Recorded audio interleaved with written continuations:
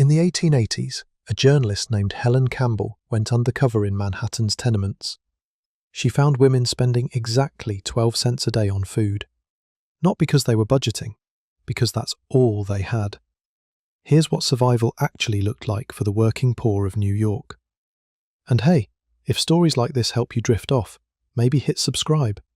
Drop a comment telling me where you're listening from and what time it is there. I'm always curious who's out there in the dark with me. So settle in. Pull those covers up a bit. You're warm right now. Safe. Your stomach's probably not empty. That's worth remembering as we go back to a time when none of those things were guaranteed. The smell hits you before anything else. You're waking up in a tenement on the Lower East Side. Maybe Orchard Street. Maybe somewhere worse. The year is 1886, and the first thing your nose registers is boiling cabbage from the family downstairs. Then coal dust. Then something sharper underneath it all. Something you've stopped noticing because it never goes away. The privy in the courtyard. 20 families sharing it. Summer makes it unbearable, but even in winter that smell finds its way up. Your room is dark. Not dim. Dark. The bedroom where you sleep has no window, just walls on every side, maybe 8 feet by 8 feet, and a ceiling so low you could touch it without stretching much.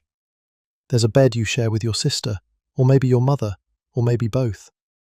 The sheets were white once, now they're the colour of old tea. Your eyes adjust slowly because there's nothing to adjust to. The only light comes from the front room, where a small window faces an air shaft. On good days, that window lets in a grey sort of glow. On bad days, it lets in the smell of the building across the shaft. Sometimes both. You sit up. Your back hurts. It always hurts now. 14 hours at the sewing machine yesterday, and another 14 waiting for you today. The treadle-powered kind, where your legs do all the work while your hands guide the fabric. By the end of a shift, your whole body feels like it belongs to someone else. Someone older. Someone who made a terrible mistake somewhere along the line. But here's the thing about being poor in 1880s New York. You don't get to feel sorry for yourself for long. There's no time. The clock is already running, and every minute you spend lying here is a minute you're not earning. So, you get up. The floorboards creak. They always creak. This building was thrown up fast and cheap 20 years ago, and it shows. The walls are thin enough to hear your neighbours arguing. The stairs sag in the middle from 1,000 feet wearing them down. Nothing in this place was built to last, including, if you're being honest, the people living in it. You make your way to the front room. This is where everything happens. Cooking, eating, working, living. Maybe 300 square feet for your whole family. There's a small coal stove against one wall, a table, a few chairs. A window that looks out onto the air shaft. Some families have it worse. The rooms facing the street cost more, so you're in the back, where the light never really reaches and the air never really moves. On the table, there's breakfast. And this is where we need to talk about money. You have, if you're lucky, about 12 cents to spend on food today. That's you, just you. If there are others, they have their 12 cents too, but right now, let's focus on yours. 12 cents to keep yourself alive for the next 24 hours. Now, 12 cents in 1886 isn't nothing. You can actually buy things with it. But here's the math that nobody explains to you when you're comfortable in the future, lying in your warm bed with your full stomach. A loaf of bread costs 5 cents. Good rye bread, the kind that fills you up and stays with you. The German bakers on the east side make it dense and dark, and the women down here know which bakeries give you the biggest loaves for your nickel. There's a reason a 5-year-old named Bridget knows every bakery within walking distance. Her whole job is finding the best value in bread. She's 5 years old, and she's already an expert in poverty economics. So that's 5 cents for bread. You have 7 cents left. Tea is essential. Not a luxury. Essential. The water from the street pumps is questionable at best. Those pumps sit a few feet from the outdoor privies, and the soil between them isn't exactly a sophisticated filtration system. People get sick. People die. But boiling water for tea kills whatever's lurking in it.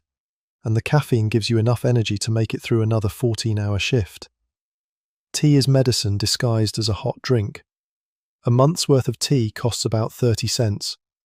Call it a penny a day, more or less. 2 teaspoonfuls to a cent, so you're down to 6 cents. Cheese, if you can get it, runs about 10 cents a pound. A pound lasts a few days if you're careful. Let's say 2 cents worth today. 4 cents left. Maybe some liverwurst. 15 cents a pound, so call it 3 cents for a small portion. Now you're down to a single cent. That cent might go to milk. A splash for your tea, maybe. Or it might go to the little bit of butter that makes the bread easier to swallow. Or it might go to nothing at all, saved for tomorrow when you might need it more. That's your day. Bread, tea, a bit of cheese, a bit of meat if you're lucky, maybe some milk. No vegetables to speak of, no fruit, nothing fresh, nothing that costs time or fuel to prepare. And about that fuel, coal in 1886 New York costs maybe $5 or $6 a ton if you're buying wholesale. But you're not buying wholesale. You're buying by the scuttle, a small metal bucket's worth at a time, because you don't have $5 lying around, and you certainly don't have anywhere to store a ton of coal, even if you did. So you pay 12 cents for a scuttle, which works out to maybe $12 a ton, twice the wholesale price. This is the poverty penalty. Being poor costs more. You can't buy in bulk because you don't have the money up front. You can't get better rates because you don't have leverage. You can't save money by spending money because you don't have money to spend. Everything costs more when you have less. The landlord knows it. The coal merchant knows it. The grocer knows it. Everyone knows it, except the comfortable people uptown who write newspaper editorials about how the poor just need to manage their finances better. So you can't afford to cook. That's the brutal logic of it. Dried beans cost almost nothing per pound. They're nutritious, filling, cheap. But they need to simmer for 3 hours. 3 hours of coal burning. 3 hours of fuel you can't afford. By the time you've cooked your cheap beans, they're not cheap anymore. The fuel cost more than the food. This is why everyone lives on bread and tea. Not because they don't know better. Not because they're ignorant about nutrition. Because bread doesn't need cooking. Tea only needs boiling water. Cold cuts don't need heat at all. The cheapest foods in the grocery are actually the most expensive foods for the poor, because the poor can't afford to prepare them. An old German woman in one of these tenements tried to explain this once. She'd been trained as a cook in her younger days, back in the old country. She knew how to make soup from bones and scraps. 7 cents worth of ingredients could feed her for 2 days. But she was the exception. She had the knowledge and, more importantly, she had the time. Most people didn't have either. I try sometimes to teach, she told a visitor. I give some of my soup and they eat it and say it is good. But they cannot stop to do so much. That is fuss. That word, fuss. It keeps coming up in the records from this time. Cooking is fuss. Nutrition is fuss. Health is fuss. When you're working 14 hours a day just to earn enough for rent and bread, everything else becomes fuss. Everything else becomes a luxury you can't afford, including thinking about whether you're slowly starving yourself. Campbell found one woman whose story cut through all the statistics. She'd come to New York from Ireland when she was young. Orphan. No family. No connections. No safety net. She found work as a seamstress, making shirts. Good work, at first. In 1880, she could earn $1.75 for a dozen shirts. That's almost 15 cents per shirt. Not great, but livable. You could keep body and soul together on that. By 1886, the rate had dropped to 85 cents per dozen. That's about 7 cents per shirt. Less than half what it was 6 years earlier. Same work, same hours, same skill, half the money. The sewing machine was supposed to liberate workers, make things easier, increase productivity. And it did, in a way. It also meant that more people could do the work, which meant more competition, which meant lower wages. The machine didn't free the workers, it made them cheaper. This woman worked 14 hours a day, sometimes 18 during the busy season. Her fingers bled, her back permanently curved from hunching over the machine. And at the end of it, she was earning maybe $1 a day on good days, less on bad days. Not enough to live on, not really. Just enough to not quite die. Here's what Helen Campbell, our journalist, found when she tracked down the women in the shirt trade. Most of them were earning less than $5 a week for 70 or 80 hours of labour. That's about 7 cents an hour. That's what their time was worth. 7 cents to an hour of your life. The landlord wanted his rent. The grocer wanted payment for last week's bread. The coal merchant wanted cash up front. And at the end of the day, there wasn't enough. There was never enough. The math didn't work. It couldn't work. The system wasn't designed to let people like her survive. It was designed to extract their labour as cheaply as possible, and then discard them when they wore out. She told Campbell what happened next. How the foreman at one factory promised her better wages if she'd meet him after hours. How she refused at first. How she kept refusing until she couldn't afford to refuse anymore. How she ended up doing things she swore she'd never do, just to make ends meet. Let God Almighty judge who's to blame most, she said. I tried honest work, I did. I tried it till I give out. That phrase, I tried it till I give out. It comes up again and again in Campbell's records. Women who tried, women who worked, women who did everything right and still ended up with nothing. The system wasn't broken. It was working exactly as designed. It just wasn't designed to help them. You're still in the tenement. Morning light is filtering through the air shaft window now. Grey light, thin light, but light. Your sister is stirring in the back room. She's younger than you, not yet worn down by the machine. Give her a few years. The work will find her too. Everyone ends up at the machine eventually, or at something worse. You cut a slice of rye bread, dense and dark, like you wanted. The German bakeries know what they're doing. You chew slowly because that's what you've learned to do. Make it last. Make your stomach think there's more coming. The tea is weak, 2 days old, but it's hot. That's something. On the table, next to the bread, there's a little notebook. Your mother kept it, or someone did, before you. Every cent accounted for, every expense tracked. Not because anyone's checking, but because that's how you survive. You need to know where the money goes. You need to know exactly how close to the edge you are. Last month, $22.95 earned. $10 for rent. That leaves $12.95 for everything else. Food, coal, light, soap, clothes, everything.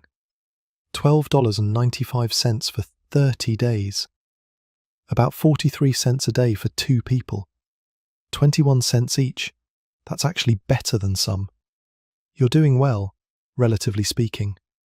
You have each other. You split the rent.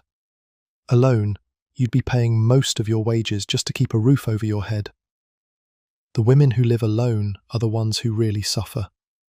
Widows, orphans, women whose husbands drank themselves to death or got killed on the docks, or simply disappeared one day and never came back. They're trying to survive on the same wages but paying the same rent as a family. The math doesn't work. It can't work. Something has to give. Usually, it's food. One woman Campbell interviewed was spending less than 50 cents a week on food. 70 cents in a good week. Bread, mostly. Rye bread because it's cheaper and denser. Tea because it fills you up and warms you inside. Maybe some cheese if there's a little extra. Maybe some milk on Sunday as a treat. But meat? Almost never. Vegetables? A luxury she couldn't afford. Her body was starting to show it. The pallor, the weakness, the way she moved like someone much older. She was 42. She looked 60. The work and the hunger had eaten away at her from the inside out. But what else could she do? Stop working? Starve faster? Beg on the streets? That's how women ended up in places they didn't want to be. That's how they ended up doing things they never planned to do. The choice wasn't between comfort and discomfort. It was between slow death and fast death. Between keeping your dignity and keeping yourself alive. Most of them chose slowly. Most of them kept working, kept eating their bread and tea, kept wearing themselves down one day at a time. Because at least that way, they could look at themselves in the mirror. At least that way, they could pretend they were still in control of something. The bread is gone now. The tea is cooling in your cup. Outside the window, you can hear the city waking up. Cartwheels on cobblestones, someone shouting in Italian, a child crying, somewhere far away.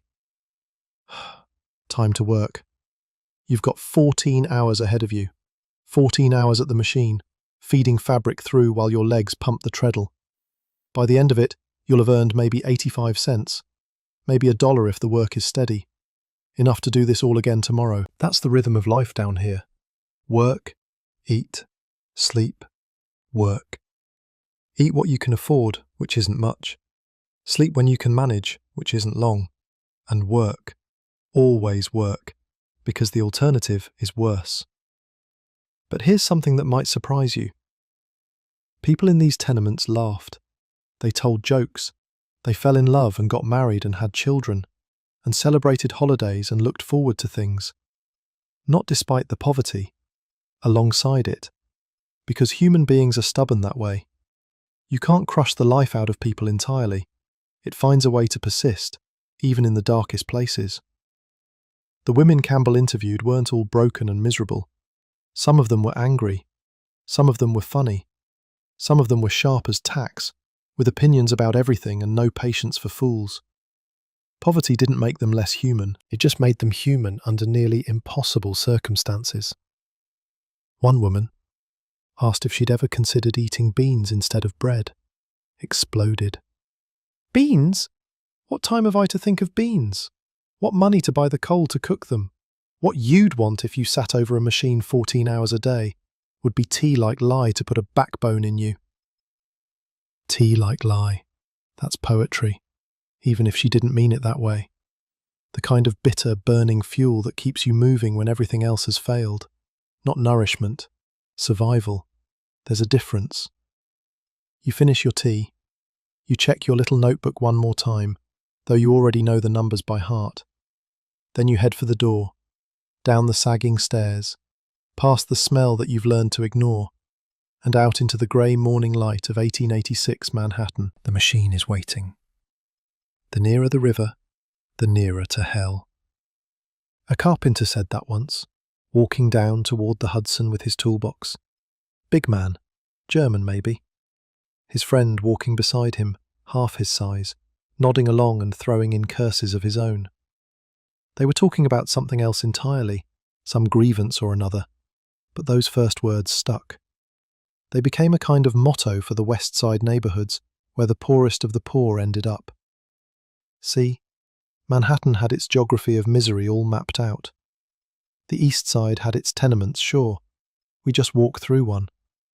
But the West Side, especially down toward the river, that was different. That was where you went when you'd fallen as far as you could fall. The docks, the slaughterhouses, the gasworks pumping their smell into the air, streets that never quite dried out, buildings that listed slightly, like they were tired of standing. And the people who lived there? They weren't born to it, most of them. That's the part that catches in your throat. They came from somewhere else, somewhere better. They had different lives once, different expectations. And then, something happened. A husband died, a job disappeared, an illness ate through their savings like acid through cloth, and they woke up one morning in a West Side tenement, wondering how the hell they got there. Let me tell you about one of them. She was a widow, about 50 years old when her story was recorded. No name in the records, just her circumstances. She'd been living in Greenwich Village, that little triangle of old New York where the streets don't make sense and the buildings have character. Respectable neighbourhood, respectable life, the kind of life where you could have the relations over without being ashamed. That mattered to her. You have to understand how much that mattered. Respectability wasn't vanity, it was survival of a different kind. If people talked about you, if your circumstances became known, doors closed, opportunities vanished. The line between poor but decent and fallen was thinner than a sewing needle, and once you crossed it, you didn't come back. So when her husband died, she did what widows in her position did. She held on. She stayed in Greenwich Village as long as she could, spending down her savings to maintain appearances. Because surely something would change. Surely an opportunity would present itself. Surely this was temporary. It wasn't. The money ran out, all of it, and she found herself, at 50 years old, with no clue that any friend could trace. Moving into a west side tenement far toward the North River. Irish neighbourhood. First floor of a big building full of strangers. 2 rooms, one of them a closet where a bed could barely fit, and whatever furniture she'd managed to keep from the old life, the life that felt like it belonged to someone else now. Might have been better to go to the country, she told the woman who interviewed her later. But you see, I wasn't used to the country, and then any work I could get was right here. The work was sewing. Children's suits mostly. Skirts. The kind of detailed handwork that required skill and paid almost nothing. She could sew. So could her daughter, Emmeline. Emmy, she called her. And together, at first, they made it work. We made $15 a week sometimes, she said. We could have got ahead. $15 a week. That's actually pretty good for piecework in 1886. $2 a day or thereabouts. Enough to build something on. Enough to maybe, eventually, climb back out of the hole they'd fallen into. But there was a debt. Her husband's debt. Not much by some standards, but it existed, and she couldn't let it stand against his name. They'd never owed anybody a penny, the two of them. That had been their pride. So she paid it off. Every cent. Cleared his name before she could think about saving anything for herself. And then she got sick. Rheumatic fever. The kind that settles into your joints and never quite leaves. She recovered, mostly. But her strength didn't come back. Not all of it. Not enough.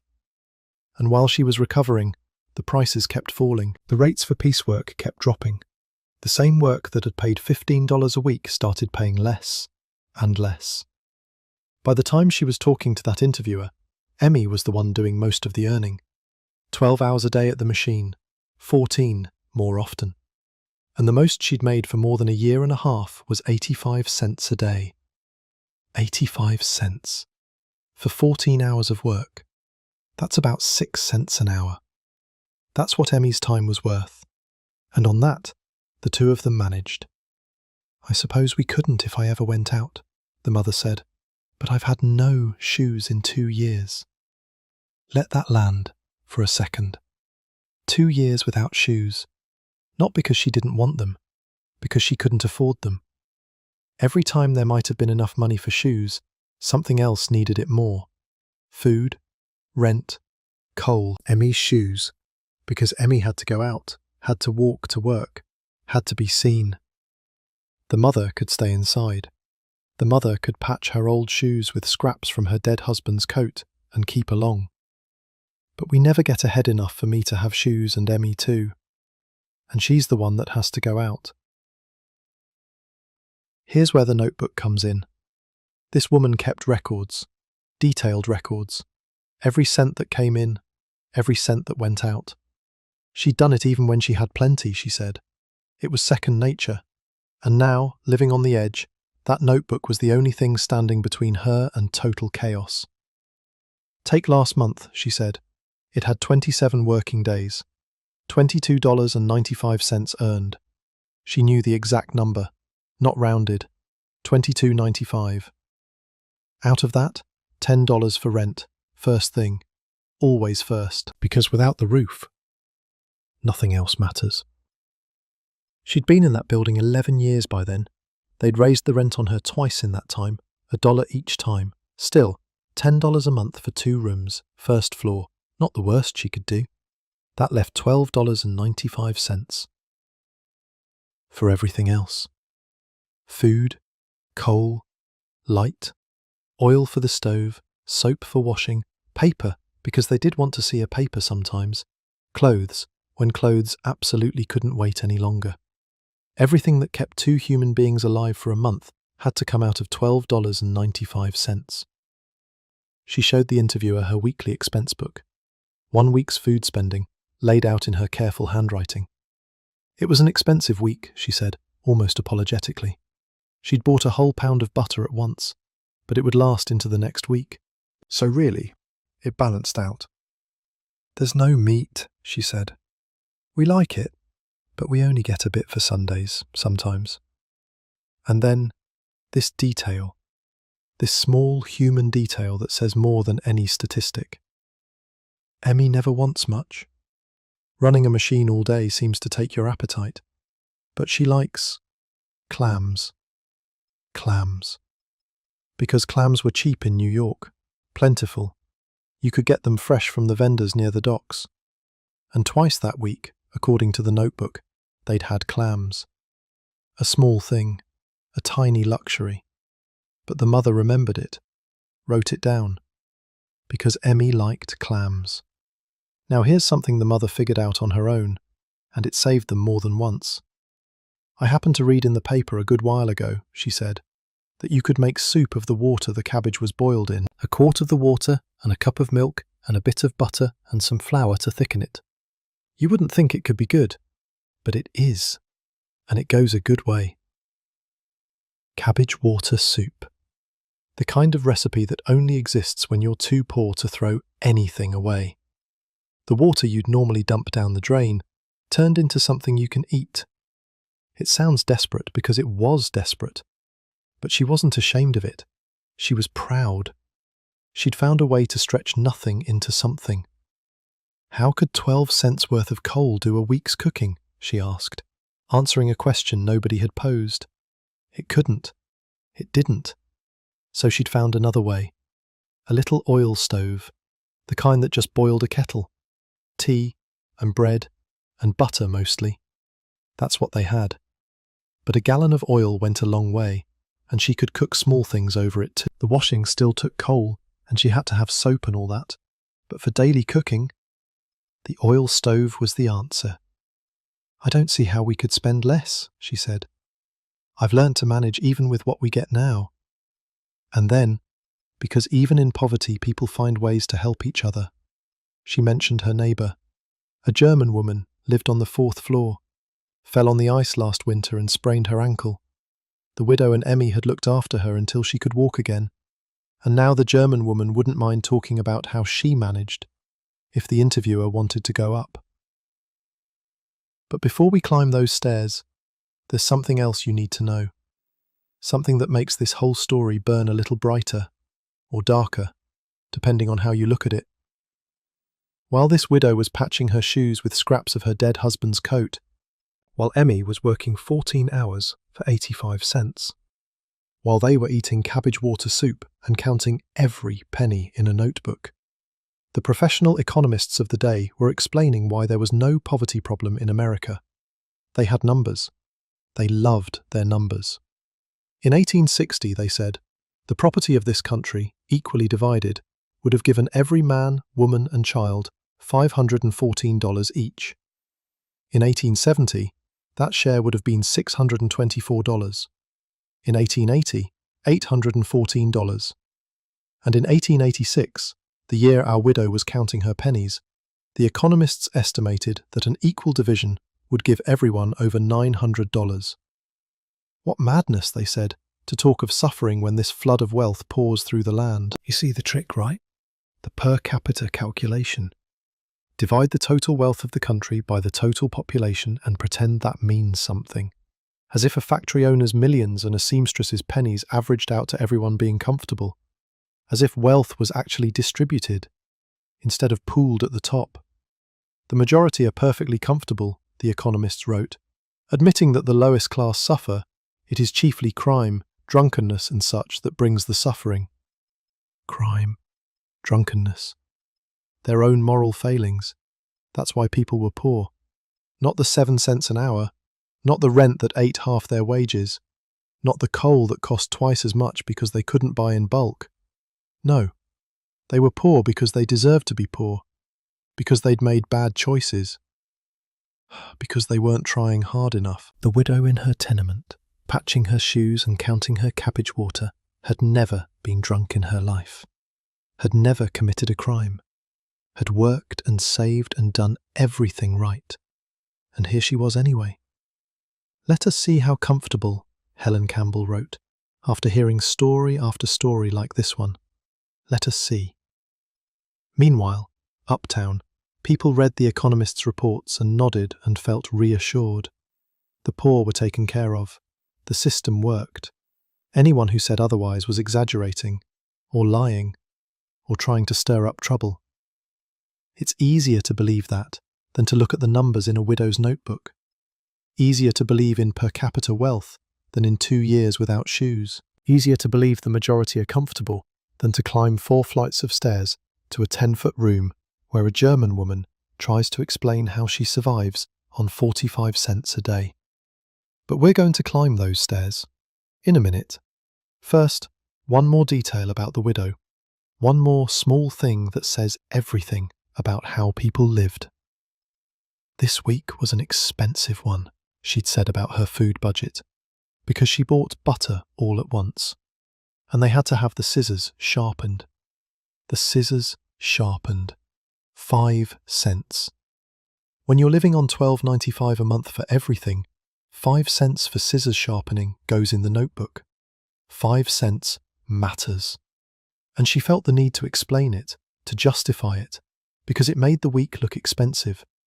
Even though sharp scissors meant faster work, which meant more pieces finished, which meant more money earned. The 5 cents would pay for itself, she knew that, but still, it felt like an extravagance.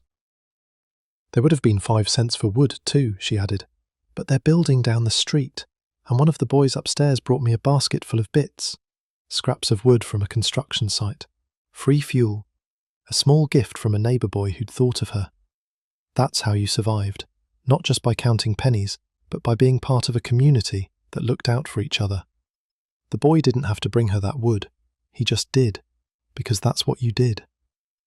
The widow's rooms were on the 1st floor, the German woman's were on the 4th, and between them, in the hallways and on the stairs, a whole building full of people doing the same thing, counting the same pennies, making the same calculations, trying to figure out how to make nothing stretch into something. The stairs were a grade below the first building in cleanliness.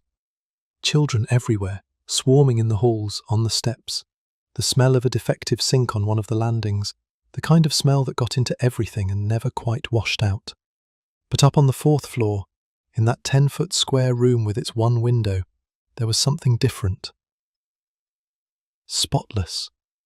Every inch of that tiny space was clean, scrubbed and ordered and maintained with the kind of fierce pride that poverty couldn't touch. The German woman kept it that way. 65 years old, working for day wages when her body would let her, earning maybe $2.70 a week. And still, her room was immaculate. "Why not?" she said, when the interviewer commented on it, as if the question itself was strange, as if there was any other way to live. She was ready to talk, ready to explain her whole economy, how every cent worked, how every decision got made. And she had more to say than just her own story, because she bought food every day for the sick girl downstairs, the one who couldn't go out anymore. And that was another story entirely. But we'll get to her. Right now, you're climbing those stairs, 4 flights, past the smell of the broken sink, past the children who've learned to flatten themselves against the wall when adults come through. Your bed is waiting for you, warm and soft, in a future that hasn't happened yet. But for now, you're here, in 1886, on the west side, nearer to the river, nearer to hell. The 4th floor. You've climbed past the broken sink on the 2nd landing, past the children who scatter when they see a stranger, past doors that stay closed, hiding whatever's behind them. And now? You're standing in front of a room that's maybe 10 feet by 10 feet. One window, one woman. 65 years old, And it's clean. Not just tidy, clean. The kind of clean that takes effort when there's no running water in the building, when every drop has to be hauled up 4 flights of stairs. The floor is scrubbed. The window actually lets in light. There's a small stove in the corner, and a saucepan on it, and something that smells like it might actually be food. Why not? The old woman says when you notice. That's her whole explanation. Why not? As if there's no other way to live. As if poverty is one thing and filth is another, and she refuses to let them be the same thing. Her name doesn't appear in the records, just her age, her circumstances, her words in that thick German accent that the interviewer tried to capture on paper. "I tells you mine," she said, "and more too. So let's listen." She earns 45 cents a day, sometimes 50, when she can work, which isn't every day anymore. Her body doesn't cooperate like it used to. 65 years is a lot of years, especially when most of them have been spent in labour of one kind or another. "If I were quick as a girl," she said, "I could save much. But I have 65 year. How shall I be quick?" So her week brings in maybe $2.70, sometimes a little more, sometimes less. Call it $10 a month on average, 12 on a good month. Out of that, $3 goes to rent. For this 10-foot room on the 4th floor of a building that smells like a broken sink. $3. And she has it better than some. That leaves $7 for everything else. Now, watch how she does it. Bread first. Rye bread, because that is stronger as your fine wheat. Not white bread, the kind that puffs up pretty and leaves you hungry an hour later. Rye, dense, dark. The bread that German immigrants knew from the old country. The bread that fills your stomach and stays there. 5 cents a loaf. A loaf lasts a day and some of the next if she's careful. Tea. Always tea. 30 cents buys a month's worth, which works out to a penny a day. She used to drink beer back in Germany. Everyone did. But American beer is different. She'd watched women drink it and descend, get tipsy, lose themselves. So she switched to tea. Tea is American, she said, meaning tea is what you drink here if you want to stay respectable. Cheese when she has it. 10 cents a pound. A pound lasts a week if she's not greedy. Liverwurst sometimes. 15 cents a pound. The best value for meat, or something close to meat. 1 pound can stretch 7 days if you slice it thin enough. Sugar. A pound, sometimes 2, for the tea. Butter? No, never butter. Milk? Once a week, a cent's worth on Sunday, as a treat. That's her diet. Bread, tea, cheese, liverwurst when she can manage it, sugar in the tea, milk on Sunday. Add it up, and it comes to maybe 50 cents a week for food, 60 on a high week. But here's the thing she mentioned next, and it's the part that sticks with you. "I eat not ever all I could," she said, "for I must be warm a little." She's choosing between food and heat every day. The coal costs money, and the cold is real, and her old body feels it in ways it didn't used to. So she eats less than she could, less than her body wants, because she has to save something for the stove, for the warmth that keeps her alive through the winter nights. And then there are shoes. "It is bad to be big as I," she said, "for shoes not last." She's a large woman, her feet are large. The shoes wear out faster, and replacing them takes money she doesn't have. So she patches, she makes do. She walks carefully to preserve what little soul is left. But here's where it gets strange. Or maybe not strange, maybe human. "I thank the good God," she said, "only that there is no more Hans or Lisa or any to be hungry with me. It is good they go. Her family is dead. Her husband, her daughter Lisa, others maybe. The records don't say. But they're gone, all of them, and she's grateful. Not because she didn't love them, because she did, because watching them starve would have been worse than starving alone. Because feeding herself is hard enough without having to look into the eyes of someone who depends on you and tell them there's nothing more to give. It is good they go. That's poverty talking. The kind of poverty where death becomes a mercy, where you thank God for emptying your table because at least now you only have to fail yourself. She lives alone in that 10-foot room, scrubs it clean, counts her pennies, eats less than she could, and thanks God that there's no one left to share her hunger. But she's not entirely alone. There's a girl downstairs, young woman really, sick, can't go out anymore. Someone the German woman has taken under her wing, in whatever way a 65-year-old living on $7 a month can take anyone under anything. You buy for someone else, the interviewer said, prompting her. Oh yes, the German woman replied, but she will die soon, and care not. That bluntness, that German directness. The girl is dying, and the German woman knows it, and there's no point pretending otherwise. Death is coming. The only question is what happens between now and then. It is the kind of that care, she continued. The children, 16 and 18, and cannot earn. So there's a household downstairs, a dying mother, an old grandfather, children old enough to work but not working, for reasons the records don't explain. Maybe there's no work to be had. Maybe they're needed at home. Maybe they're sick too. Whatever the reason, they're not earning, and the mother can barely keep them alive. She sews all day on the machine, the German woman explained.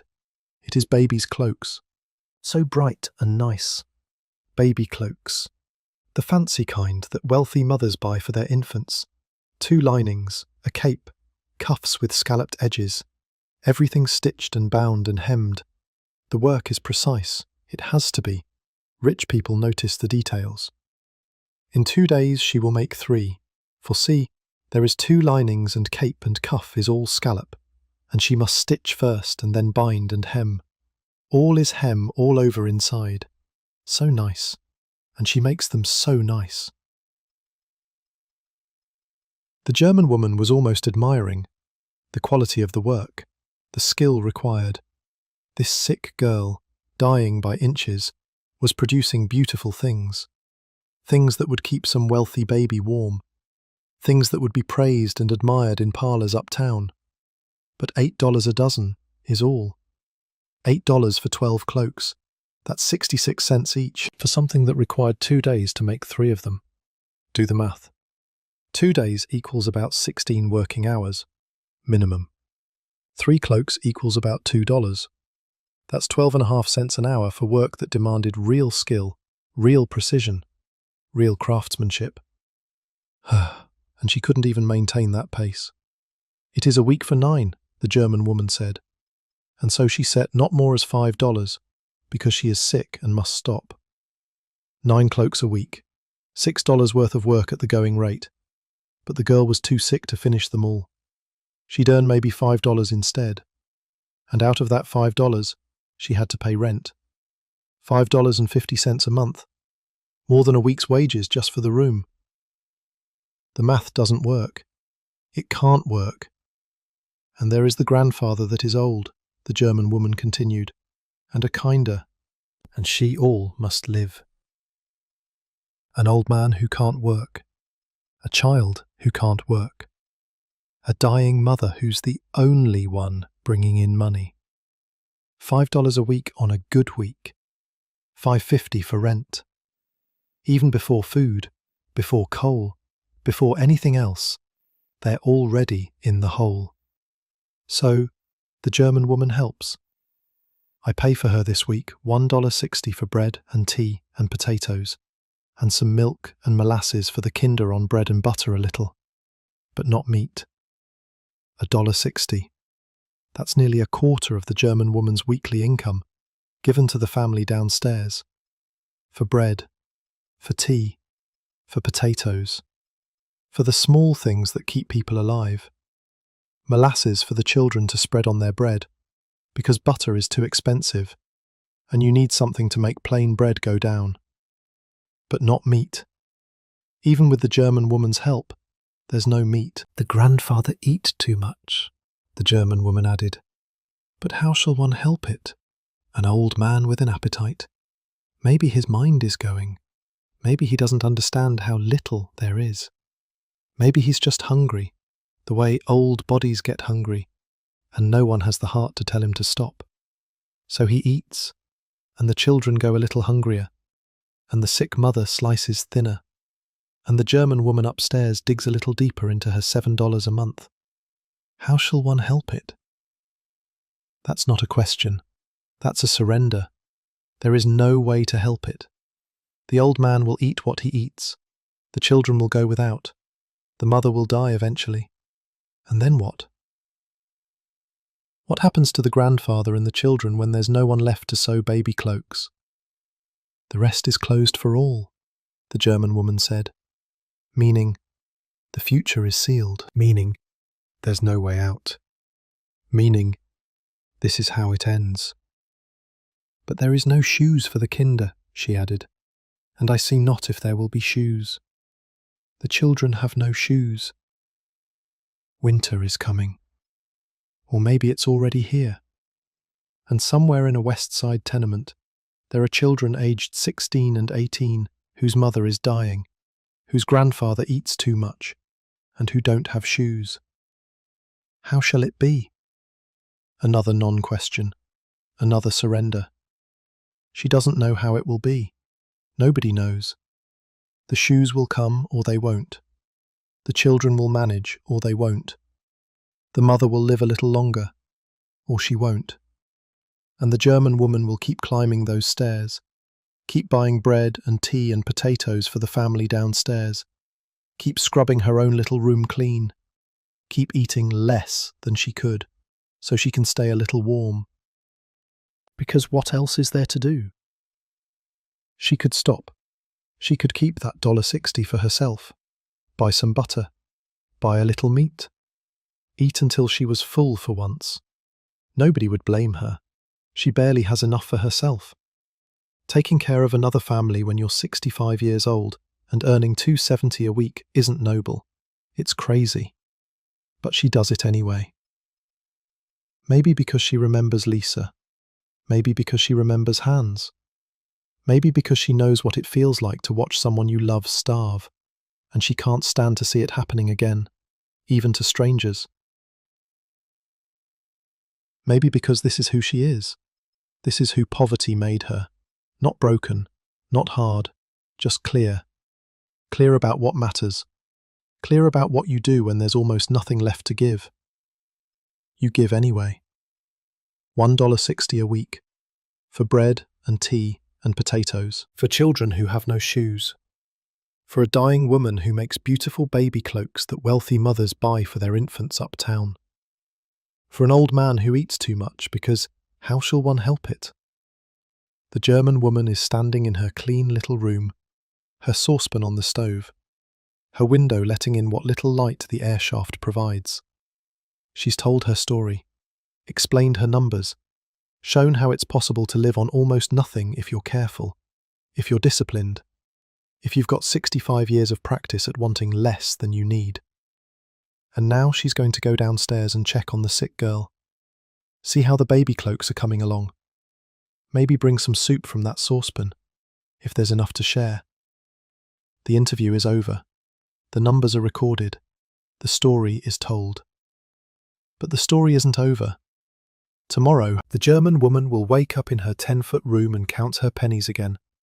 The sick girl will sit at her machine and sew scalloped cuffs onto bright little cloaks. The children will walk barefoot on cold floors. The grandfather will eat too much. And somewhere uptown, a wealthy mother will wrap her baby in one of those beautiful cloaks and never think about the hands that made it. Never wonder about the woman who stitched it while dying. Never imagine the room where it came from, the building, the stairs, the broken sink, the German woman on the 4th floor who buys bread for families that aren't hers because her own family is dead, and she thanks God for it. That's how it works. That's how it's always worked. The people at the top and the people at the bottom, connected by thread and fabric and money that flows only one direction. The cloak costs maybe $5 in a shop uptown.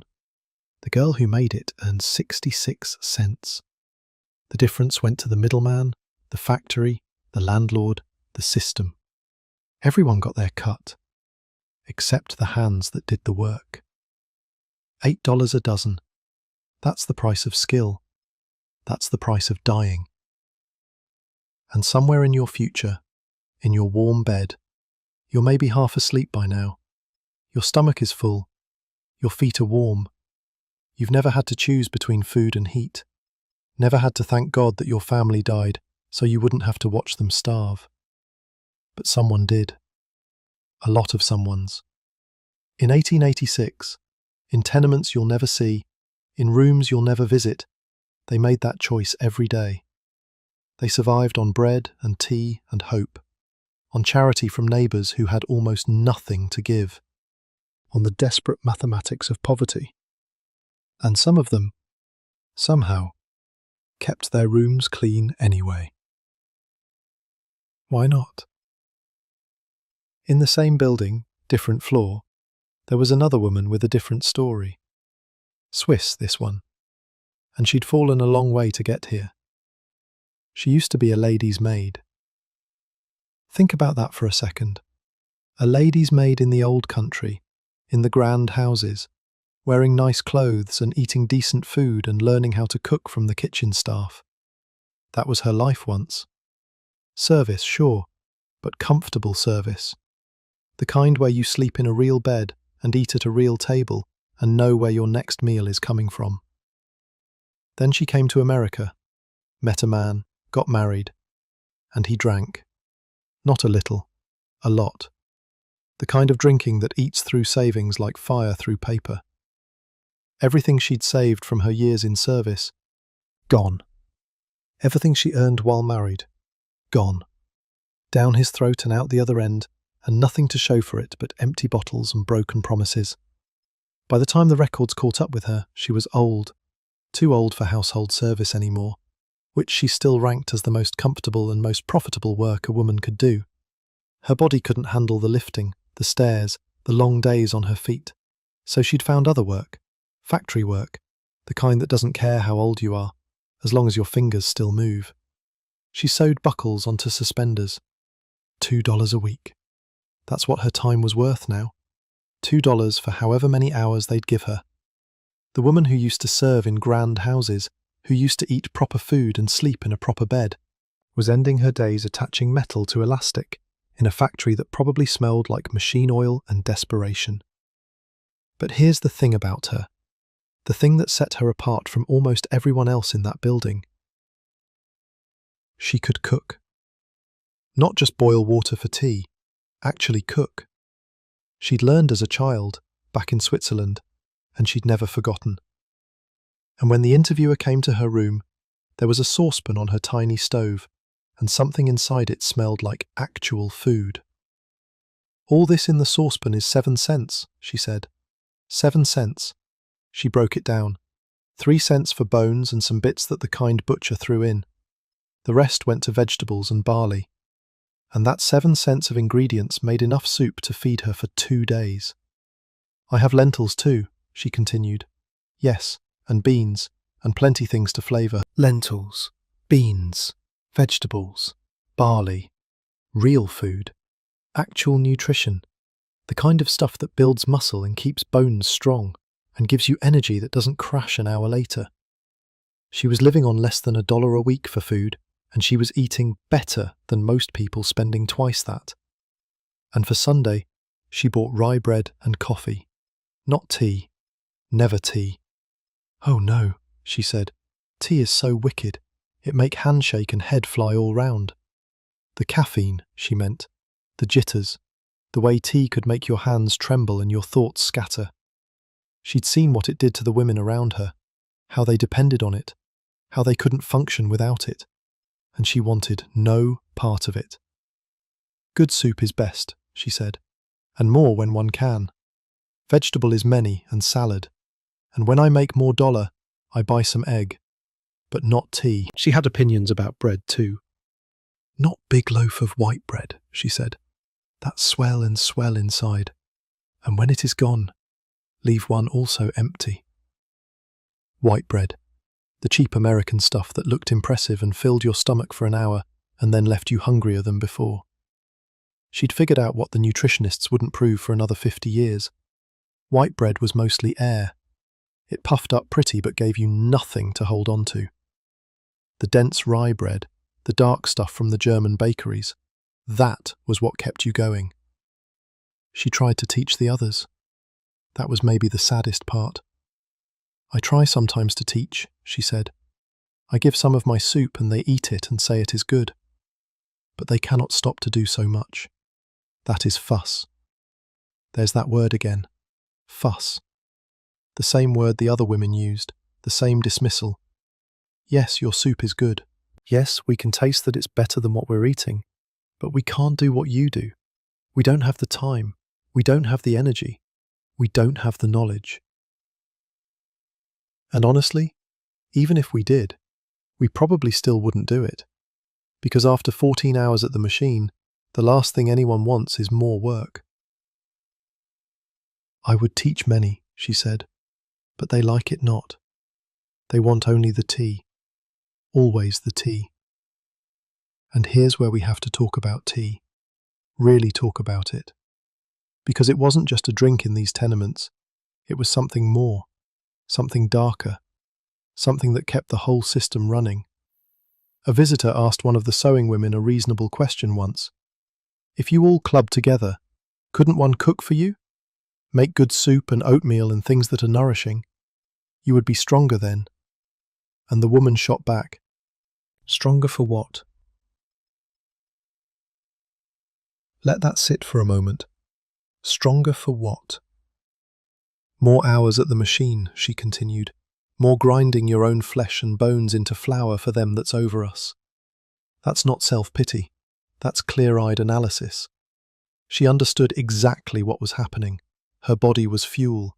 Her labour was the product. And the people at the top were extracting every last bit of value from her before she burned out. Getting stronger wouldn't help her. It would help them. She'd just last longer before she broke down. She'd produce more before she died. So why bother?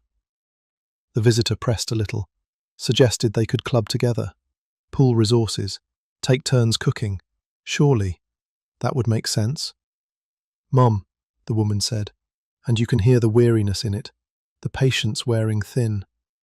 It's easy to see you mean well, and I won't say but what you know more than some that comes around. What you're talking about? Club. We might. I'm not denying it could be done. If there was time. But who of us has the time? Even if she the will. She wasn't wrong, the math didn't work. 14 hours at the machine. Commute time on top of that. Sleep when you could grab it. Cooking took time. Shopping took time. Organising a collective kitchen for a building full of exhausted women took time. That none of them had. And then she added something that explained a lot. I was never much hand for cooking. We'd tea and bread and a good bit of fried beef or pork maybe, when my husband was alive and at work. He cared not for fancy things like beans and such. When her husband was alive. When there was a man's wage coming in. Even then, they didn't cook much. Tea and bread and fried meat when they could afford it. That was the tradition. That was what she knew. Learning to cook at this point, after decades of doing it one way, felt impossible. Even if she had the time, she didn't have the will. It's the tea that keeps you up, she said. And as long as I can get that, I'll not bother about beans. Tea keeps you up. That was the key. The sewing machine required alertness, 14 hours of focus, guiding fabric under a needle that would happily punch through your finger if you let your attention wander. You couldn't do that work groggy. You couldn't do it sleepy. You needed something to sharpen your mind, to push through the exhaustion, to keep your eyes open and your hands steady when every part of you wanted to collapse. Tea did that. The caffeine, the warmth, the ritual of it, cup after cup throughout the day. Keeping the edge on, keeping the fingers moving, keeping the treadle pumping. The records noted this connection. Tea and the sewing machine, someone wrote, are naturally inseparable allies. And so long as the sewing women must work 14 hours daily, they will remain so. The tea delayed digestion, suppressed appetite, let you work longer on less food. It was the perfect drug for an exploited workforce. Not strong enough to be illegal, not expensive enough to be out of reach, just effective enough to keep the machines running. One woman described the hunger that broke through sometimes. Once in a while, she said, you get raging, tearing hungry. Seems as if you'd swallow a teapot or anything handy to fill up like. Raging, tearing hungry. The kind of hunger that stops being a background sensation and becomes a scream. The kind that makes you want to eat anything, everything, your own hand if it came to that. But that ain't often, she added. Lucky for us. Lucky. She called it lucky that she was usually too tired and too caffeinated to notice how hungry she was. Lucky that the tea suppressed her appetite enough to make the bread and butter seem like enough. Lucky that her body had learned to expect nothing and be grateful for less. The Swiss woman in her room, with her 7-cent soup and her opinions about white bread, was the exception. She'd escaped the tea trap through knowledge and discipline, and maybe just sheer Swiss stubbornness. She ate real food on less money than her neighbours spent on bread and tea, and she was probably healthier for it, but she couldn't teach them. They didn't want to learn. The tea had them, and they had the tea, and together they kept the machines running. There's something almost elegant about it, in a horrible way. A self-sustaining system. Work 14 hours, get paid barely enough to live, spend what you have on food that doesn't nourish, and tea that keeps you working. Stay too tired and too hungry to change anything. Repeat, until you can't anymore. The economists uptown could write their papers about per capita wealth. The factory owners could congratulate themselves on efficiency. The landlords could raise the rent another $1. And down in the tenements, women were grinding their flesh and bones into flour for them that's over us, and calling it lucky when they were too tired to notice. Stronger for what? That question hung in the air of every tenement kitchen. Every time some well-meaning reformer suggested better nutrition, more exercise, self-improvement. Stronger for what? So we can work more hours? So we can produce more goods? So we can make more money for people who already have more than they need? The system didn't want healthy workers. It wanted cheap workers. Workers who would accept 7 cents an hour and be grateful. Workers who would drink tea instead of eating meals because tea cost less. Workers who would wear out and be replaced by the next wave of immigrants willing to do the same. The Swiss woman understood this. The sewing women understood this. Everyone in those buildings understood this. They just couldn't do anything about it. So they drank their tea. They ate their bread. They sat at their machines and pumped the treadles and guided the fabric and watched the clock and tried not to think about tomorrow. And somewhere in that building, on that 4th floor, an old Swiss woman stirred her 7-cent soup and wished someone would let her teach them. Just one person. Just someone who wanted to learn. But they liked it not. Always the tea. The afternoon is wearing on now. You're still in 1886, but the light through the airshaft windows is starting to shift. Golden, almost.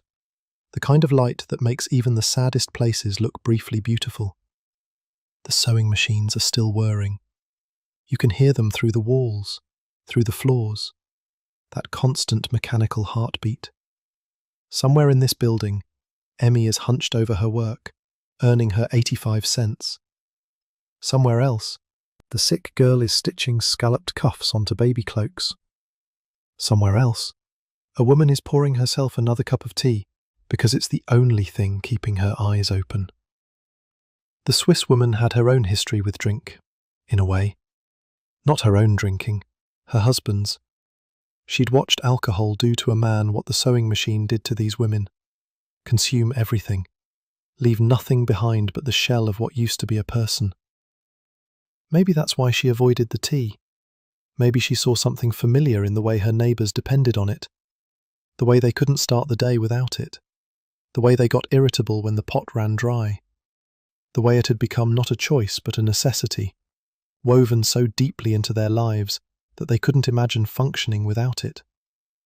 She'd already lost one life to a man who couldn't stop drinking. She wasn't about to lose another to a pot that couldn't stop boiling. So she made her soup instead, bones and vegetables and barley simmering away on her little stove. Real food, actual nourishment, the kind of meal you could feel working inside you, building you up instead of just keeping you awake long enough to work yourself into the ground. 3 cents for bones. The butcher threw in some bits for free because she was old and polite and probably reminded him of someone. The rest went to whatever vegetables were cheapest that day. Cabbage, usually. Onions when she could get them. Potatoes if there was a little extra. Barley to thicken it, to give it body, to make it stick to your ribs in a way that bread and tea never could. 7 cents. 2 days of eating. Real eating. Not the hollow fullness of white bread, not the jittery alertness of tea, just food doing what food was supposed to do. And when she had a little more, she bought eggs. Because eggs were protein. Eggs were strength. Eggs were the closest thing to meat that $1 a week could buy. But not tea. Never tea. The irony is that she probably could have taught them. These women weren't stupid. They were exhausted and trapped. But they weren't stupid. If someone had given them the time, the energy, the space to learn, they could have figured out what the Swiss woman knew. They could have made soup instead of buying bread, could have spent less and eaten better, could have broken the cycle, maybe, 1 pot of bones at a time. But nobody was giving them that time. That was the whole point. The system ran on their exhaustion. It needed them too tired to think, too desperate to organise, too dependent on tea to imagine any other way. Change required energy, and energy was exactly what the factories were extracting. 14 hours at the machine, 7 cents an hour maybe, legs pumping the treadle until your hips ached, fingers guiding fabric until they cramped, eyes focused on the needle until everything else blurred. And at the end of it, what did you have? 85 cents if you were lucky. Enough to do it again tomorrow. Enough to pay the rent. Enough to buy bread and tea and keep yourself alive just long enough to work yourself to death. Stronger for what? Indeed. The Swiss woman stirred her soup and thought about the grand houses where she used to work. The kitchens with their copper pots and their roasting spits and their bins full of flour. The meals she'd helped prepare for people who never thought twice about where their food came from. The leftovers that the servants got to share after the masters were fed. That was another life, another country, another woman, almost. The one who stood in this tenement room, with her 7-cent soup and her $2 wage, bore little resemblance to the girl who'd learned to cook in a Swiss kitchen 40 years ago. But the knowledge remained. You could take everything else away, the savings, the husband, the youth, the hope, but you couldn't take the knowledge. She still knew how to make something from nothing, still knew which bones had the most flavour, which vegetables stretched the furthest, which combinations made the difference between surviving and actually living, and she would have taught anyone who wanted to learn. But they liked it not. They wanted only the tea. On the 4th floor of a West Side tenement, in a room that measured 10 feet by 10 feet, an old Swiss woman stirred her soup and wished someone would listen. In the rooms below, women hunched over sewing machines and drank their tea and counted the hours until they could collapse into bed. Somewhere upstairs, the German woman was probably buying groceries for the sick girl's family, spending money she didn't have on bread she couldn't afford. And outside, the sun was starting to set over the Hudson River. The nearer the river, the nearer to hell, someone had said. But even hell had its moments of beauty. Even here, in the worst of it, the light could turn golden for a few minutes before dark. You're watching it now. That light. Coming through the air shaft window, catching the dust in the air, making everything look almost peaceful. Almost. But the machines are still running, the tea is still boiling, and tomorrow will be exactly like today. Unless someone decides to learn how to make soup. But that's not going to happen. Not today. Probably not ever. The system is too strong, the exhaustion too deep, the tea too easy. Change would require something breaking, and nothing is breaking yet. Not visibly. Not yet. So the Swiss woman stirs her soup, and the sewing women drink their tea, and the machines keep running, and the sun keeps setting, and 1886 keeps grinding forward, one day at a time. Always the tea, always the machine, always tomorrow. Helen Campbell didn't trust the economists. That's the first thing you need to know about her. She'd read their papers, heard their speeches, watched them wave around census figures like magic wands, as if numbers on a page could make poverty disappear. $900 per capita, they said, the wealth of the nation, equally divided. What madness to talk of suffering. She thought that was garbage, said so too, called them blind as bats to any figures save their own. So she did something different. She went amongst the people themselves, door to door, tenement to tenement, upstairs that sagged and down halls that stank, knocking on doors and asking questions that nobody with money had bothered to ask. How do you live? What do you eat? Where does the money go? Simple questions, devastating answers. One after another, the cases on the west side gave their testimony. The widow with her notebook, the German woman with her 7-cent soup, the Swiss woman who used to be a lady's maid, the sick girl making baby cloaks.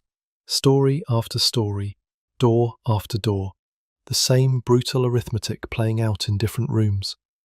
And when Campbell added it all up, when she looked at the pattern that emerged from all those individual stories, she found something that the economists had missed entirely. 90 cents. That was the average. 90 cents per week per person for food. Not the fancy stuff, not even the adequate stuff, just the absolute minimum that kept a human being walking and talking and working.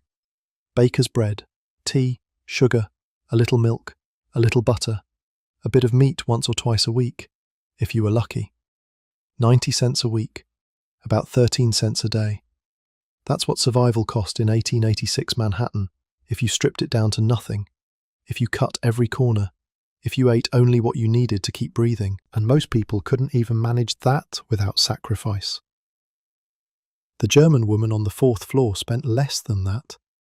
50 cents a week, sometimes 60. She did it by eating less than she could, by choosing warmth over food, by thanking God that her family was dead so she didn't have to watch them starve. The widow downstairs spent more, but she had Emmy to think about. And even then, no meat except Sundays, no shoes for 2 years. Every penny tracked in a notebook because the margin for error was exactly 0. The sick girl making baby cloaks couldn't even earn enough to hit that 90-cent average. $5 a week for a household of 4. That's $1.25 per person. Subtract $5.50 for rent, and you're already in the hole before you've bought a single loaf of bread. Campbell found this pattern everywhere she went, the same foods appearing on the same tables, the same calculations being made in the same cramped kitchens. It wasn't that these women lacked imagination. It wasn't that they didn't know about vegetables or beans or the nutritional value of a balanced diet. It was that the system had them trapped. See, everything in those tenements was bought in small quantities, not because people wanted it that way, because they had no choice. Coal by the scuttle, 12 cents for a bucket's worth, which sounds reasonable until you realise that a ton of coal cost maybe $5 or $6 if you bought it all at once. By the time you'd filled enough scuttles to make a ton, you'd spent $12, double the price. Wood by the bundle, oil by the quart, provisions sold in tiny amounts at maximum markup. The grocer knew, the coal merchant knew, the landlord knew. Everyone who sold anything to the poor knew exactly what they were doing. You couldn't buy wholesale because you didn't have the money up front. You couldn't store in bulk because you didn't have the space. You couldn't plan ahead because you never knew if next week would bring work or illness or some new disaster that ate through whatever you'd managed to save. So you paid more for less. Day after day, scuttle after scuttle, bundle after bundle. The poverty penalty applied to everything you touched, and the same fact applied to all provisions sold. That's the part that burns, if you let yourself think about it. The sellers knew they were extracting extra profit from people who could least afford it. They knew the math. They knew that selling coal by the scuttle meant double the profit per ton. They did it anyway, because the poor would pay it, because the poor had to pay it, because when the alternative is freezing, you'll pay whatever they ask. Campbell tracked all of this, documented it, wrote it down in careful columns, the same way the widow wrote in her notebook. Receipts for everything, testimony from everyone. Not fanciful pictures, she insisted, just the truth, as it actually existed in the tenements. And the truth was simple. The system was designed to extract wealth from the people who had the least of it. But the West Side wasn't the only side. Manhattan had two sides to its poverty, and they were different in ways that mattered. The West Side, down toward the Hudson, that was Irish territory mostly. Dockworkers' families, day labourers, the carpenter who said the nearer the river, the nearer to hell. That whole stretch of misery from the slaughterhouses north to the edge of respectable neighbourhoods. The East Side was different. Denser, for one thing, more packed. The tenements there weren't just buildings, they were cities within cities, stacked 5 and 6 stories high, crammed with families in every available inch of space. And the people were different too. Germans in Kleindeutschland. Little Germany, they called it. Whole blocks where you could walk for hours and never hear a word of English. Bakers making that dense rye bread. Butchers selling liverwurst and blood sausage. Beer halls where the men gathered after work. A culture transplanted whole from the old country, trying to survive in the new one. Russian Jews arriving by the thousands, fleeing pogroms that most Americans couldn't imagine, settling in the blocks around Rivington Street, Hester Street, Division Street, bringing their trades with them, tailoring mostly, the needle trades. Men and women and children bent over sewing machines in rooms that were also kitchens, that were also bedrooms.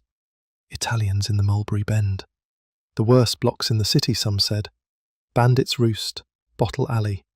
Names that told you everything you needed to know about the reputation of the place.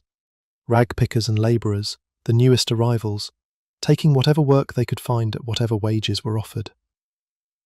Each group had its own version of poverty, its own food, its own customs, its own ways of stretching nothing into something. The German women made soups like the Swiss woman did, when they could. The Jewish families observed the Sabbath even when there was barely bread to bless. The Italian grandmothers kept their kitchens clean the way the German woman kept her room clean, because some things you held on to no matter what. The Jewish tailors on the East Side worked in conditions that made the West Side look almost comfortable. Whole families in a single room, father at one machine, mother at another, children pulling threads and sorting buttons and doing whatever small tasks their small hands could manage. The work never stopped. Dawn to midnight, sometimes later. 15 hours, 16 hours, 18 during the busy season when the orders piled up and the contractors demanded more. They called it the sweating system, and they weren't being poetic. A contractor would take a bulk order from a factory, then he'd farm it out to tenement workers, paying by the piece, keeping the difference as profit. The workers got less than factory rates. The contractor got his cut. The factory got its goods without having to worry about workspace or conditions, or how many children were being worked half to death in the process. In one room on Essex Street, a family of 6 made knee pants. The pay was 45 cents a dozen. Think about that. 45 cents for 12 pairs of pants. Each pair required cutting, stitching, finishing. Figure 4 or 5 hours of work for a dozen, minimum, divided among the whole family. That's less than 10 cents an hour split between 6 people. Pennies per person, per hour of labour. And they were grateful for the work, because without it, there was nothing. The Italian neighbourhoods had their own rhythm. organ grinders on the corners, vegetable vendors pushing carts through the streets, the smell of garlic and olive oil in buildings where the stairs creaked in different languages than the West Side stairs. The rag pickers worked those blocks. Men and women who went through the city's trash looking for anything that could be sold. Bones for the glue factories, rags for the paper mills, bits of metal, scraps of leather, anything with value. They'd push their carts through the streets at dawn, picking through what others had thrown away, converting garbage into survival. At the bottom of that hierarchy were the children, the newsboys, the bootblacks, the little ones who sold matches on corners or swept crossings for tips. Some of them had families. Some of them didn't. Some of them slept in doorways or under docks, or in the makeshift shelters that grew up in vacant lots. These weren't orphans necessarily. Plenty of them had parents who needed every cent the children could bring home. Parents who couldn't afford to let their kids be kids, because childhood was a luxury, and luxuries cost money. A boy selling newspapers could make maybe 30 cents a day if he was good at it, if he was loud enough, quick enough, knew which corners got the most traffic. That 30 cents went straight home, not to his pocket, not to his future, to tonight's dinner, if there was going to be one. The math was the same everywhere. That was the thing Campbell kept finding. Different neighbourhoods, different nationalities, different traditions, but the same brutal arithmetic underneath it all. 90 cents a week for food on average. More if you could manage it, less if you couldn't. Rent that ate half your wages or more. Coal by the scuttle because you couldn't afford a ton. Work that paid 7 cents an hour if you were lucky. Children who helped when they were old enough. And always, the question of what to cut when there wasn't enough. Campbell found the same pattern on both sides of the city. The same desperate calculations. The same faces aged beyond their years. The same hands worn raw by work that paid almost nothing. The West Side story was plain, she concluded after all her interviews. But for such returns as the East has to offer, there is still room for further detail. Further detail, meaning more stories, more notebooks, more doors to knock on and stairs to climb. The work wasn't done. The suffering wasn't fully documented. She'd scratched the surface of something enormous, and she knew it. But let's stay here for a moment, in the space between East and West, in the understanding that poverty wasn't one thing but many things, each with its own face and its own flavour, and its own particular form of misery. The widow in her first-floor rooms, counting her scissors sharpening money. The German woman on the 4th floor, buying bread for families that weren't hers. The sick girl stitching baby cloaks that rich mothers would coo over. The Swiss woman stirring soup that nobody wanted to learn how to make. All of them trapped in the same machine. All of them running the same calculations. All of them coming up short in different ways that added up to the same thing. Not enough. Never enough. And outside the tenements, the city kept moving. Carriages uptown, businessmen in their suits, shopgirls window dressing for customers who could afford to browse, newsboys hawking papers that praised the economy, quoted the economists, celebrated the $900 per capita that everyone theoretically had. The widow had her notebook. Helen Campbell had her notes. The numbers told the truth, even when everyone else was lying. 90 cents a week, 12 cents a scuttle, 85 cents a day for 14 hours of work, 2 years without shoes, $1.60 for someone else's groceries, $0 for anything that looked like hope.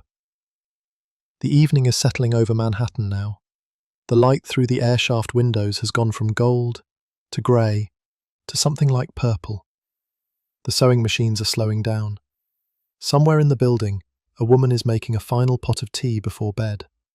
Somewhere else, children are being told to sleep even though they're hungry. And you're still here, still listening, still warm in your bed, in your future that none of them could imagine.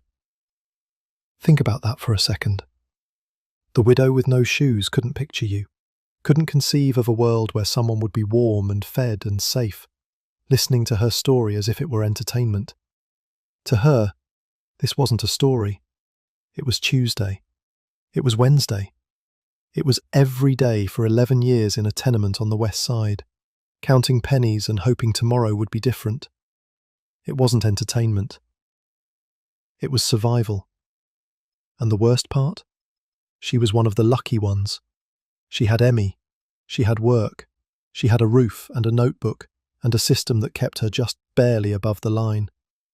Plenty of others didn't have even that. Campbell found them too. The ones who'd fallen through every safety net that existed. Women who'd been abandoned by husbands who just walked out one day and never came back. Women whose husbands had died in factory accidents or dock mishaps, leaving nothing behind but debt and children. Women who'd never married at all, who'd made one mistake in their youth and were still paying for it decades later. They called them soul earners, and the phrase itself tells you something. Soul, as in only, as in alone, as in nobody else to help, nobody else to lean on, nobody else to split the rent with or share the bread with or watch the children while you worked. Being a soul earner in 1886 Manhattan was a slow-motion drowning. You could see the surface. You could almost reach it sometimes. But every time you got close, something pulled you back down. Illness, an injury, a slow season when the work dried up, a landlord raising the rent because he could. The women who survived as soul earners did it through miracles of calculation and sacrifice. They gave up shoes. They gave up heat. They gave up food, eating less than their bodies needed so they could afford rent, afford coal, afford to send their children to school in something other than rags. And the ones who couldn't survive that way? Nobody talked about that too openly. But Campbell knew. Everyone knew. The path from seamstress to something else wasn't a secret. It was just a silence. A thing that happened to women who couldn't make the math work, who couldn't stretch nothing far enough, who couldn't face another day of bread and tea and bread and tea. One woman had told Campbell, "Let God Almighty judge who's to blame most. I tried honest work. I tried it till I give out. Till I give out." That's what it came down to. Everyone had a breaking point. Everyone had a number, some combination of circumstances that would push them past what they could bear. For some, it was hunger. For others, watching their children go without. For others, the simple exhaustion of fighting a fight that couldn't be won. The system didn't care about breaking points. The system just kept running, kept demanding labour, kept paying 7 cents an hour, kept selling coal by the scuttle at double the wholesale rate, kept grinding your own flesh and bones into flour for them that's over us. And every morning, somewhere in the city, a woman woke up and decided to keep fighting, to make the tea, to eat the bread, to sit at the machine, to try, one more day, to make the impossible math somehow work. That's what gets you, really. Not the suffering itself, though that was real enough, but the dailiness of it, the way it just kept going. Monday and Tuesday and Wednesday and Thursday, week after week, year after year. No dramatic climax, no sudden rescue, just the slow accumulation of days that added up to a life. The widow had been at it for 11 years when Campbell found her. 11 years in that building. 11 years of notebooks and calculations. 11 years of making it work when it shouldn't have worked at all. And she was still hoping for a change. Still believing that something might shift. That Emmy might find her chance. That the numbers might somehow, someday, add up to something more than bare survival. That hope is the thing that breaks your heart a little. Not because it was foolish, because it was necessary. Because without it, the tea and the bread and the machine would have been unbearable. Hope was the only luxury they could afford, and they spent it freely. Somewhere in your own time, the night has grown deeper. The stories have settled into you now. These women you'll never meet, whose names are mostly lost, whose struggles ended long before you were born. They've taken up residence somewhere in your memory. And somehow, impossibly, they kept going anyway. The work had seasons. That's something you don't think about when you imagine factories and sewing machines. You picture constant, steady labour, same work day after day, week after week. But it wasn't like that. The garment trade had busy times and dull times, and the difference between them could mean the difference between surviving and sinking. The busy season hit in late summer and early fall, when the factories geared up for winter clothes, coats, suits, heavy things that took time to make. That's when the piece rates were best, when there was more work than hands to do it, when a skilled seamstress might actually get ahead for once. Then came the dull season, the dead months when orders dropped off and contractors stopped sending work, and whole floors of tenement workers sat idle at their machines. January, February, March. The coldest months of the year, when you needed coal the most, and that's exactly when the income dried up. Children's suits with skirts and such things, the widow had said. That's what she and Emmy sewed during the dull seasons. The lighter stuff. The work that nobody else wanted because the pay was worse. But something was better than nothing, and they'd learned not to be picky. In the busy season, she'd said, we made $15 a week sometimes. $15. That was real money. That was the kind of money you could actually live on. Rent paid with room to spare. Food that included more than bread and tea. Maybe even a little put aside for the next dull season, for the next emergency, for the next time the math didn't work. We could have got ahead, she said. Could have. The saddest words in the language. There was a debt, see? Her husband's debt. Not much, probably, by the standards of people with money, but it existed, this claim against his name, and she couldn't leave it standing. We'd never owed anybody a penny, she explained.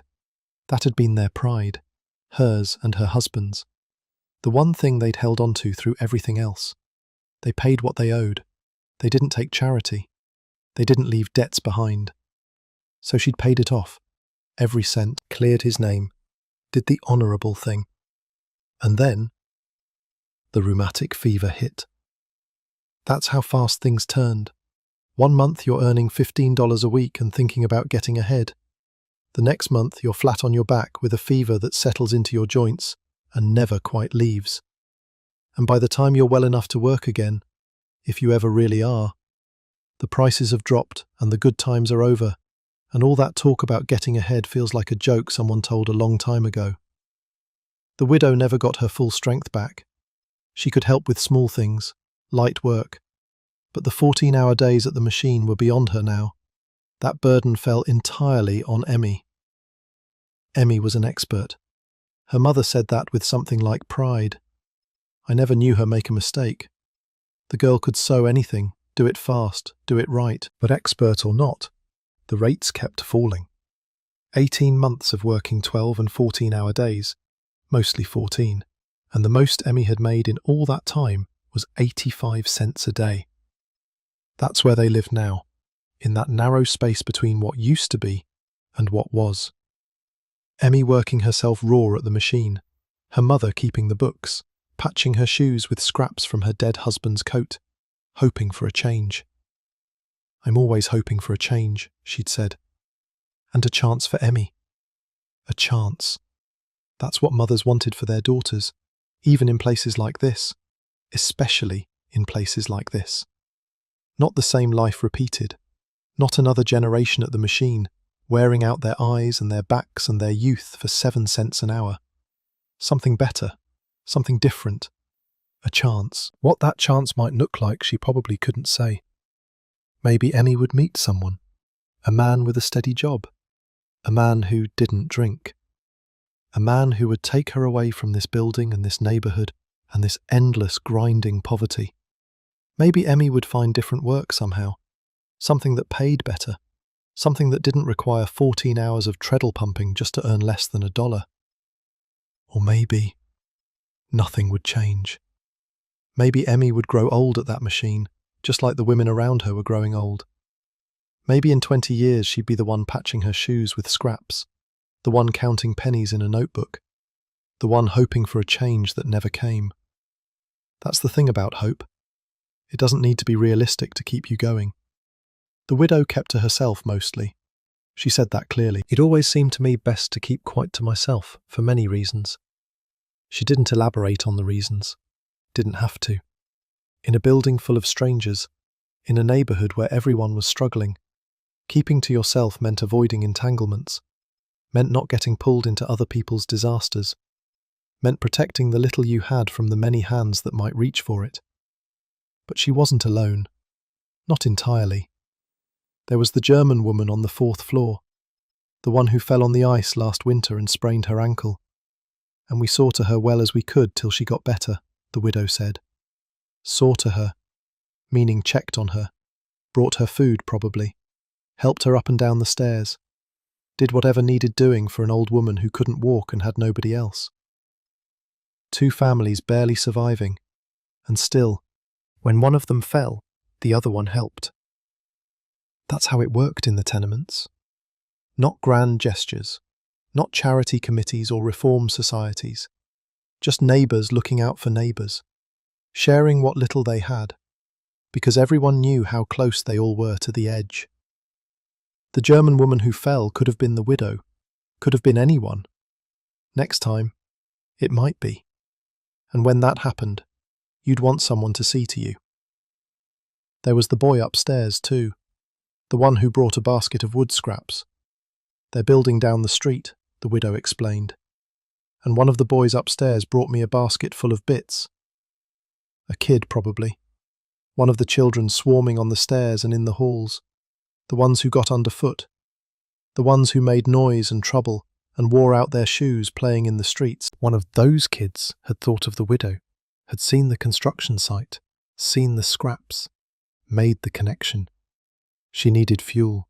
The scraps were free. He gathered them up and carried them to her door. That basket of wood meant 5 cents saved. 5 cents that could go toward food instead of fuel. 5 cents that made the difference between an expensive week and a manageable one. A small thing. A child's kindness. But in the arithmetic of survival, small things were everything. Nobody was tracking these exchanges.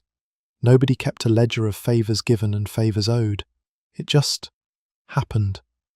The boy with the wood, the widow caring for the German woman buying groceries for the sick girl downstairs. Networks of help that grew up organically, without planning, because that's what humans did. Even here, even now, even when there was barely enough for yourself. But help had limits. You couldn't save everyone. You couldn't fix everything. When the rheumatic fever came, when the prices dropped, when the landlord raised the rent, when winter hit and the work dried up, all the baskets of wood in the world couldn't change the fundamental math. The German woman spent $1.60 a week on groceries for the sick girl's family. That was nearly a quarter of her income, generous by any measure, and it still wasn't enough. The children still had no shoes. The grandfather still ate too much. The sick girl was still dying, one baby cloak at a time. Help could soften the edges. It couldn't change the shape. And sometimes, even help became impossible. When everyone was struggling, when everyone was short, when the dull seasons stretched on and the work didn't come, the networks frayed. People who'd been generous in November became cautious in February. The basket of wood didn't appear. The extra groceries didn't get bought. Everyone pulled inward, protecting what little they had, waiting for the busy season that might not come. The building itself seemed to reflect these rhythms. In summer, children played in the halls. Voices echoed in the airshaft. There was life, of a sort, crowded and loud and messy. In winter, doors stayed closed. People moved quickly, hunched against the cold, saving their energy and their words. The smell of the broken sink seemed stronger when the windows were sealed. The darkness lasted longer when no one could afford enough oil to fight it. The widow had lived in that building for 11 years. She knew its seasons, knew which neighbours could be counted on and which couldn't, knew the sound of the stairs at different times of day, the pattern of footsteps that meant Emmy coming home, the particular creak of the floorboards outside her door. 11 years. Longer than some marriages. Longer than many jobs. She put down roots in a place she'd never intended to stay, in a life she'd never expected to live. Greenwich Village was a memory now. The respectable street, the house where you could have the relations over, that was someone else's life. This was hers. First floor, 2 rooms, a notebook full of numbers, a daughter who never made mistakes, a neighbour upstairs who fell on the ice and needed looking after, a boy who sometimes brought wood. It wasn't much. It wasn't what she'd wanted or planned or dreamed about in her younger days, but it was something. A community of sorts, a life, even if it looked nothing like the life she'd imagined. "They've raised $1 on me twice," she'd said about the rent. In 11 years, 2 rent increases, $1 each time. She remembered both of them, marked them in her mind like wounds, because $1 wasn't just $1 when you were living this close to the edge. $1 was meals, $1 was coal, $1 was the difference between holding on and falling off. And still, she'd held on. 11 years, through the dull seasons and the busy seasons, through the debt and the fever, through the prices falling and the work getting harder. She'd held on because Emmy needed her, because the notebook needed keeping, because you didn't just give up. You kept hoping for a change, even if the change never came. The night is fully dark now, outside those tenement windows. The air shafts have gone from grey to black. The sewing machines have finally stopped, at least in this building, at least for these few hours. Women are sleeping in rooms you've visited tonight. Emmy curled up somewhere, resting her hands for tomorrow. The German woman on the 4th floor, in her spotless 10-foot room. The sick girl downstairs, probably coughing in her sleep, her bright baby cloaks piled by the machine she'll return to at dawn. Think about what years of this did to a body. The treadle-powered machine worked on leg strength, both feet pumping all day, hour after hour, driving the needle up and down.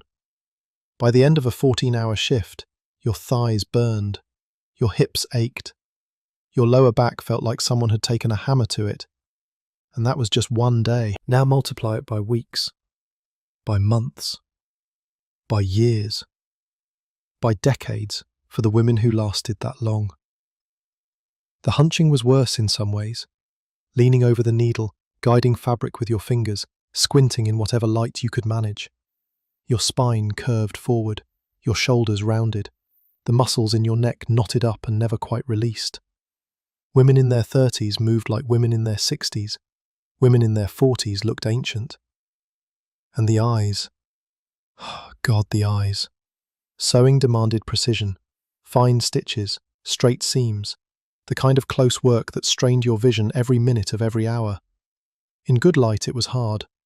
In the dim glow of an air-shaft window or a kerosene lamp, it was brutal. Women went half-blind doing this work. By the time they were old, many of them couldn't see well enough to sew anymore. Which meant they couldn't earn anymore. Which meant they either found other work, or they didn't survive at all. The hands cramped. Fingers that had guided thousands of yards of fabric through machines lost their dexterity. Joints swelled. Knuckles thickened. The fine motor control that made a seamstress valuable slowly disappeared, taken by the same work that required it. And the lungs. In the garment shops, the air was full of tiny fibres, cloth dust that you breathed in all day, every day. It coated the inside of your chest, made you cough, made it harder to breathe. Some women developed what the doctors would later call industrial diseases, though in 1886 nobody had a name for it. They just knew that long-time seamstresses had trouble breathing and died younger than they should have. The sick girl making baby cloaks downstairs. Nobody said what was wrong with her, exactly. Just that she was sick. that she couldn't go out anymore, that she would die soon, and care not. Maybe it was tuberculosis, the white plague that swept through the tenements. Maybe it was something else. Maybe it was just exhaustion, the body finally giving out after years of too much work and not enough food. She was young enough to have children who couldn't earn yet. 16 and 18, the German woman had said, which meant the sick girl herself was probably in her 30s, maybe early 40s. Young, by any reasonable measure. Too young to be dying. But reason had nothing to do with it. The machine took what it took. The work demanded what it demanded. And bodies wore out at whatever pace the poverty set for them. Emmy was still young, still strong, still an expert who never made mistakes. But her mother watched her work those 14-hour days, and somewhere in the back of her mind, she had to know. This was Emmy's future. This was what waited. The curved spine, the failing eyes, the cramped hands, the cough that wouldn't go away, unless a change came, unless a chance appeared. The widow kept hoping because hope was free. It didn't cost anything to imagine Emmy's life turning out differently. Didn't hurt anything to picture some other future, some way out, some door that might open unexpectedly.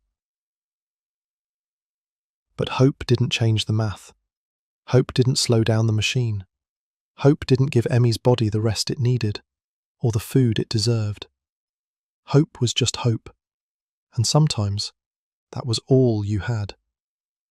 The women in these tenements rarely talked about their bodies.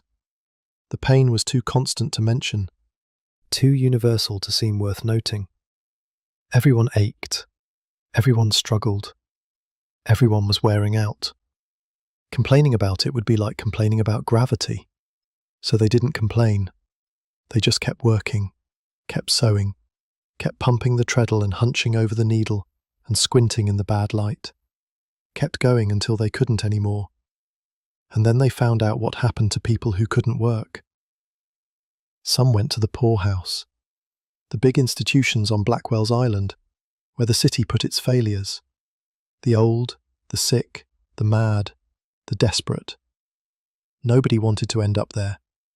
The poorhouse was where you went when every other option had run out, when there was nobody left to help, when hope finally died for good. Some moved in with family, if they had any, became burdens on daughters or sons or nieces who were barely surviving themselves, added another mouth to feed, another body to house, another set of needs to a budget that was already impossible. Some just disappeared, stopped paying rent, moved out in the night, ended up somewhere worse, or nowhere at all. The records didn't track them. Helen Campbell couldn't find them. They slipped through the cracks and vanished, leaving behind empty rooms that filled up immediately with new tenants starting the same cycle. And some kept going anyway. The widow with no shoes, the German woman on the 4th floor, the Swiss woman making soup from bones, women who'd been worn down but not worn out, who'd found some narrow, sustainable path through the impossible math, who'd learned to survive on less, and less, and less. They were the success stories, in a way. The ones who made it work. The ones who were still there to tell their stories when Helen Campbell came knocking. But even they were waiting for the next illness, the next rent increase, the next dull season that stretched too long, the next thing that would finally push them past what they could bear. 11 years in that building, the widow had said. 11 years of holding on. 11 years of notebooks and calculations and hope. How many more years did she have? How many more could Emmy give? Nobody knew. Nobody could know. You just kept going until you couldn't. And then you found out what happened next. Your own breath has probably slowed a bit by now, the rhythm of these lives settling into something quieter in your mind. The widow kept a notebook because it helped her survive. I'm telling you stories for a different reason. So you know. So someone remembers. So these women who fought so hard for so little don't disappear entirely into the past. They mattered. Their struggles mattered.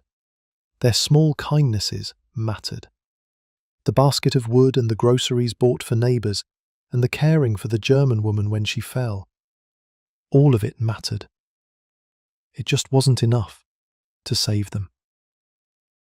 Nothing was. But here's the thing about people. Even in the worst of it, they found ways to be human. Emmy liked clams. That's such a small detail, such a nothing detail, really. But her mother remembered it, mentioned it, held on to it. Emmy never wants much, she said. Running a machine all day seems to take your appetite. But she likes clams.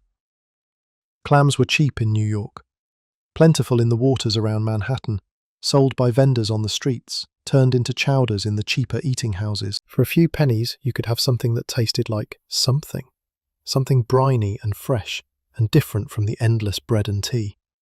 They'd had clams twice that month. The widow marked it in her notebook, probably. An extravagance, maybe. An unnecessary expense. But Emmy liked them, and sometimes that was enough reason. Sometimes you spent money you shouldn't have spent because your daughter liked something and you wanted to see her enjoy it. The notebook tracked everything, every penny in, every penny out. But between the lines, if you knew how to read them, were these small acts of love. Clams for Emmy, a bit of meat on Sunday, the newspaper they wanted to see sometimes. We do want to see a paper sometimes, the widow said, almost apologetic about it. Like wanting to know what was happening in the world was an indulgence she needed to justify. But a newspaper cost a penny or two. And a penny or two was food, was fuel, was survival. Reading the news wasn't a necessity, it was a luxury. And yet she bought it anyway. Sometimes. She and Emmy sitting together in their two small rooms, passing the pages back and forth, finding out what was happening beyond their walls. That's where she'd learned about the cabbage water soup. Read it in a paper a good while ago, she said. A quart of the water the cabbage was boiled in, a cup of milk, a bit of butter, some flour to thicken. You wouldn't think it could be good, she said. But it is, and it goes a good way. The newspaper had taught her that. Some article somewhere, written by someone who probably never imagined their reader would be a widow in a West Side tenement, stretching 12 cents a day as far as it could possibly go. But she'd read it and remembered it and used it. Knowledge shared across the distance between lives that would never otherwise touch. Sundays were different. In all the poverty and struggle, Sunday stood apart. The machines stopped, or at least slowed. The shops closed. The rush and noise of the week gave way to something quieter, something almost peaceful. A bit of meat on Sundays sometimes, the widow had said. That was the ritual, the small indulgence that marked the day as special. Not much meat, a scrap really, enough to flavour a pot of something, to make the meal feel like a meal instead of just fuel to keep working. The German woman on the 4th floor bought milk on Sundays. Just Sundays. A single cent's worth, to put in her coffee or her tea or whatever small comfort she allowed herself on the one day that wasn't about survival. The Swiss woman with the savoury soup bought coffee for Sunday. Rye bread and coffee. Her Sunday breakfast, different from every other morning, marking the day as something worth marking. These weren't holidays. These weren't celebrations. They were just tiny variations in the endless sameness. Small signals that said, today is different. Today, just for a moment, we're not only surviving, we're living. The churches filled on Sundays. Catholic churches for the Irish, Lutheran churches for the Germans, synagogues for the Jewish families on the east side. Whatever faith people carried with them, Sunday was when they practiced it. Or Saturday for the Jews. The one day when work gave way to something else, when the grinding stopped and there was room for prayer, for community, for hope. Lord, help us all. That's what the widow said. Not a prayer exactly, more of a sigh. An acknowledgement that help, if it came, would have to come from somewhere beyond her notebook and her careful calculations. She'd done everything she could do. The rest was up to something larger. But faith wasn't only about asking for help. It was about belonging somewhere, being part of something, sitting in a pew beside your neighbours, singing the same songs, hearing the same words, feeling for an hour or two like you weren't alone in this.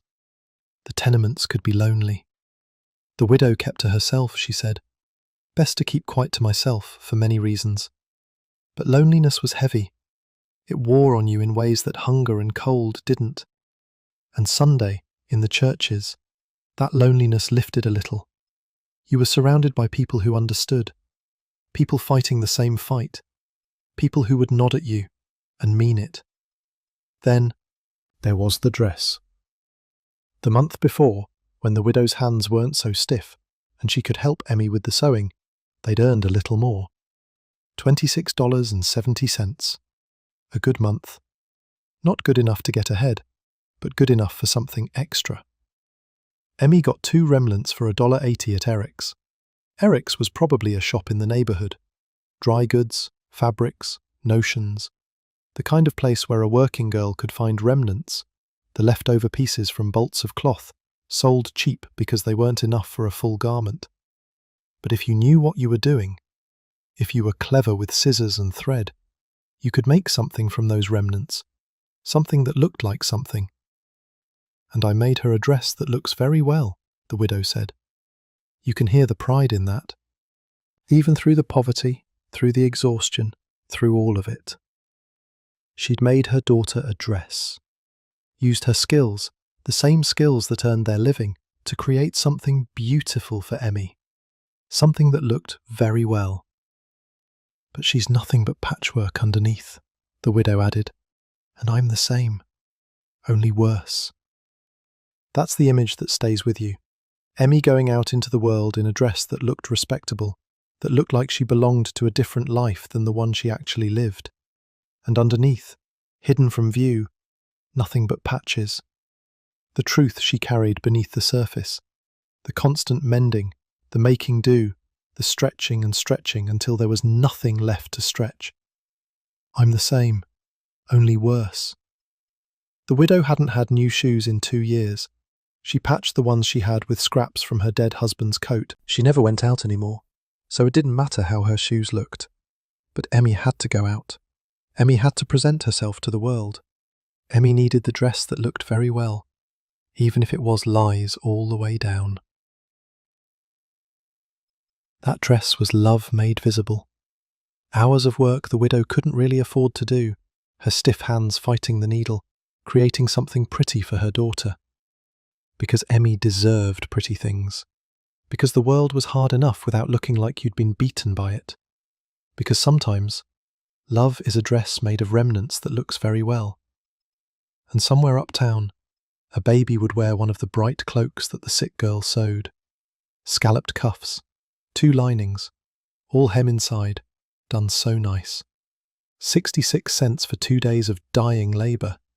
The baby's mother would never know, would never think about the hands that made the cloak, the room where it was sewn, the children with no shoes waiting for their mother to finish another one. That's how the city worked, the visible and the invisible. The dress that looked very well and the patchwork underneath. The bright baby cloak and the dark tenement room. Layers of reality that never touched, that existed in the same city without ever meeting. The women in the tenements understood this, the gap between appearance and reality, the effort required to maintain any dignity at all. They saw each other's patched up surfaces and knew what was underneath. They didn't judge. How could they? They were all patchwork underneath. There were other small pleasures, things that cost nothing, but still mattered. Sometimes Emmy worked downtown. The widow mentioned it, buried in the numbers. Emmy's car fares when she goes out. For sometimes she works downtown, and only evenings at home. The streetcar cost money, 60 cents a week, $2.70 for the month. Money they couldn't really spare. But the downtown work paid better, probably, or was steadier, or offered something the home sewing didn't. So Emmy rode the streetcar, rattling through the city, watching Manhattan scroll past the windows. Think about that ride for a minute. Emmy, exhausted from 14-hour days, sitting on a streetcar bench, moving through neighborhoods she'd never live in, passing shops she'd never enter, houses she'd never visit, lives she'd never lead. The city enormous around her, full of possibility that wasn't possible. Not for her. Not with her patchwork dress and her machine-worn hands, but still. The ride itself, the motion, the brief rest between work and more work. Maybe she watched the other passengers. Maybe she looked out the window at the buildings and the crowds. Maybe, for those few minutes between the tenement and the factory, she could imagine being someone else. Someone whose life wasn't measured in cents and stitches. Then the streetcar stopped, and she got off and went back to work. But the ride was something, a small daily journey that broke up the sameness. A few minutes of being carried instead of carrying.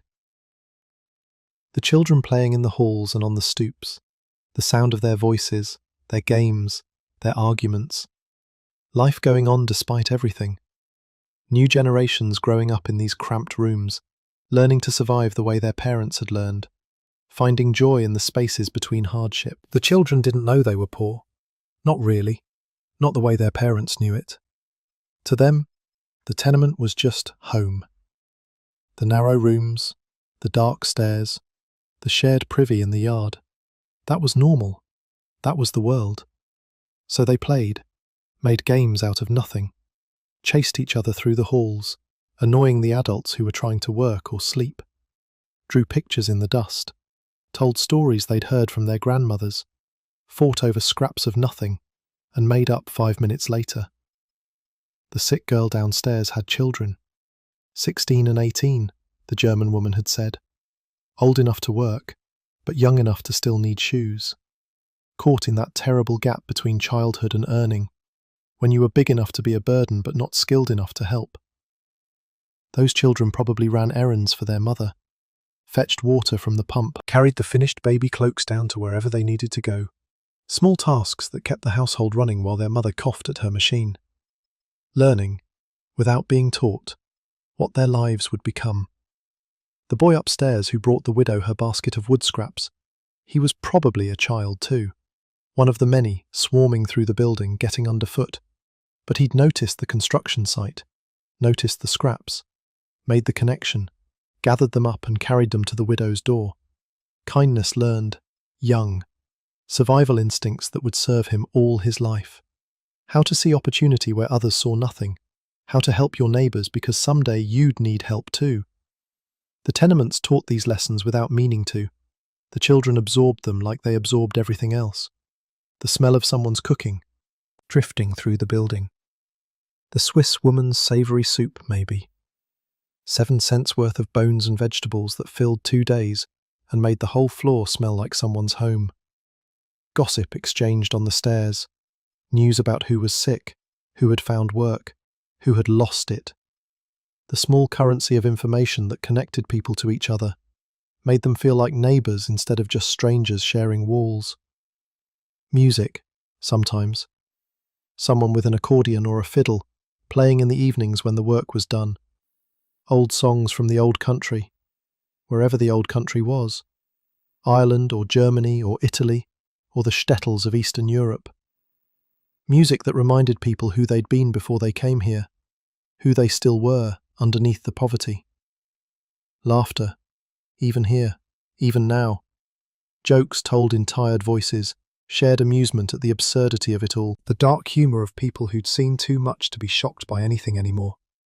Finding something funny because the alternative was crying, and crying didn't help anything. These moments didn't change the math. Didn't add hours to the day or cents to the wages, didn't make the work less grinding or the hunger less real, but they made the days bearable, gave people reasons to keep going beyond simple survival.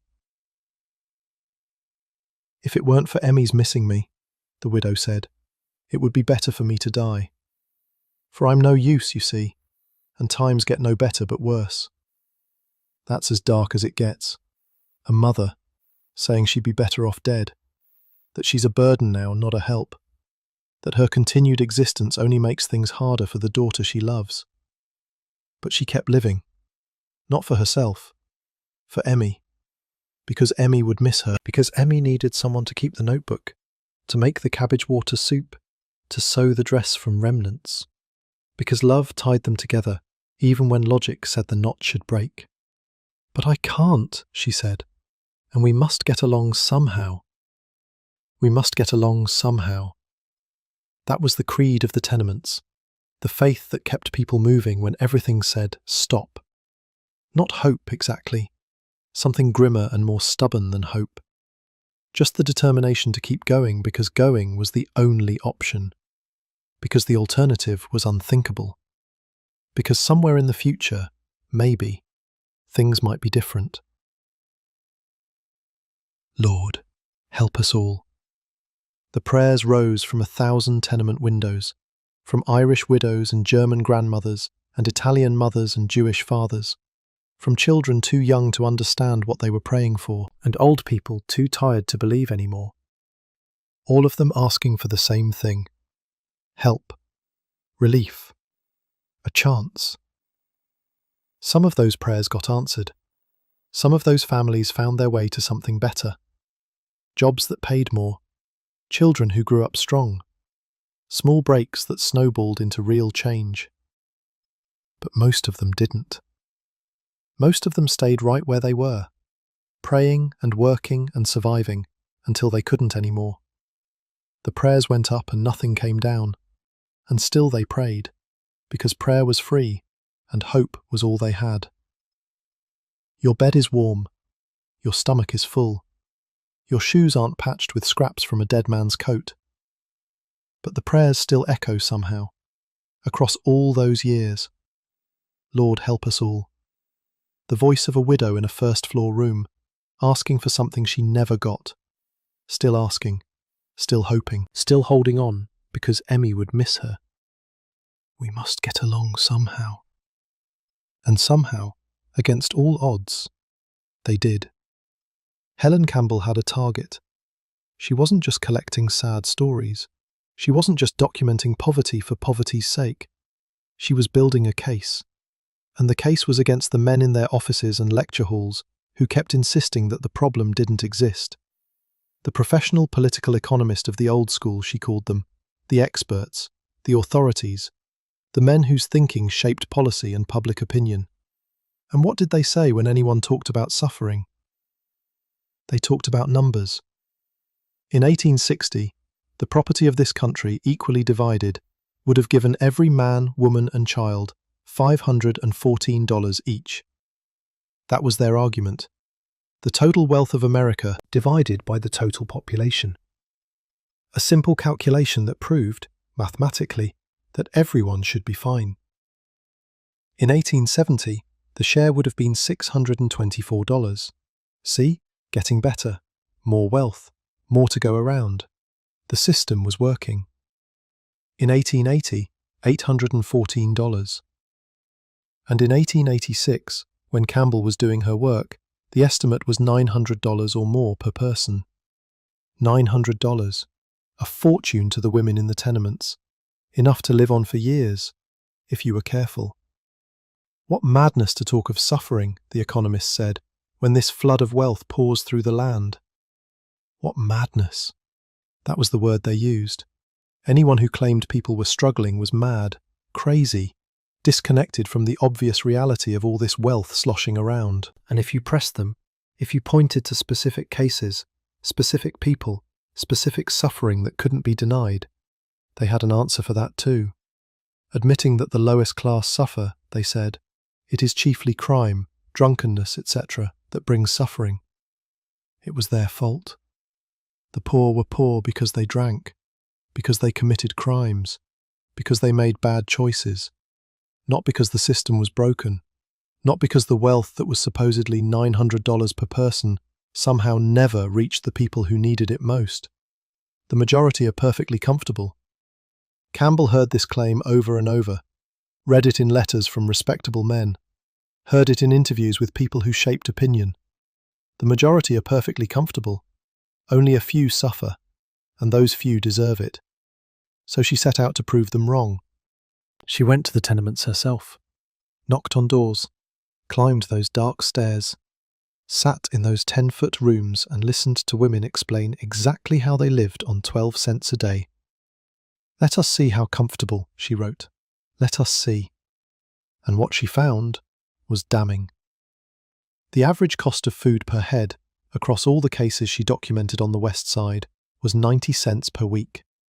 For many, the diet was the same: baker's bread, tea, sugar, a little milk and butter, and a bit of meat once or twice a week.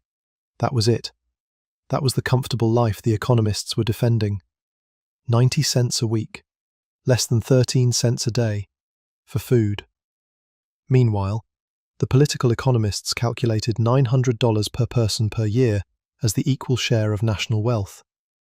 That worked out to about $2.40 a day, 20 times what these women were spending on food. 20 times. The wealth existed. The economists weren't lying about that. America in 1886 was rich and getting richer. Factories churning out goods, railroads connecting coasts, fortunes being made in steel and oil and banking. The Gilded Age, they'd call it later. Gold on the surface. But the gold wasn't equally divided. It wasn't even close to equally divided. The per capita calculation was a fiction, a mathematical trick that hid the real distribution behind an average that meant nothing to anyone actually living on that average. The widow and Emmy weren't getting their $900. The German woman on the 4th floor wasn't getting hers. The sick girl sewing baby cloaks for 66 cents wasn't getting hers. The money was going somewhere, just not to them. And the economists knew this. They had to know. But they kept citing the same numbers anyway, kept insisting that wealth, equally divided, would give everyone enough. As if equal division was happening. As if anyone seriously proposed that it should.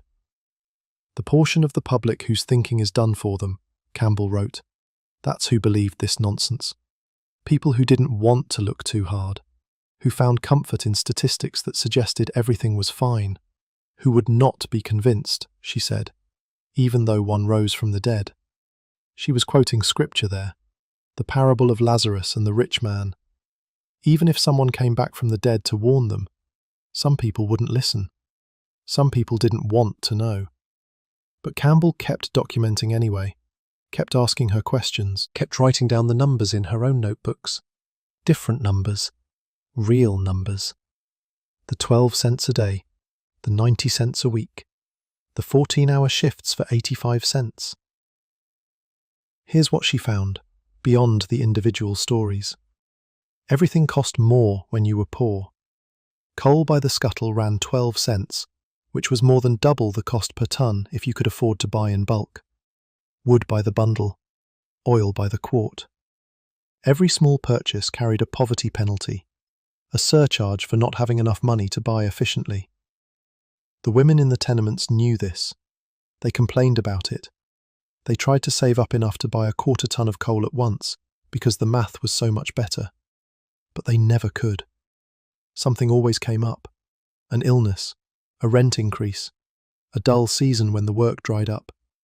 And they were back to buying by the scuttle, paying twice what they should have.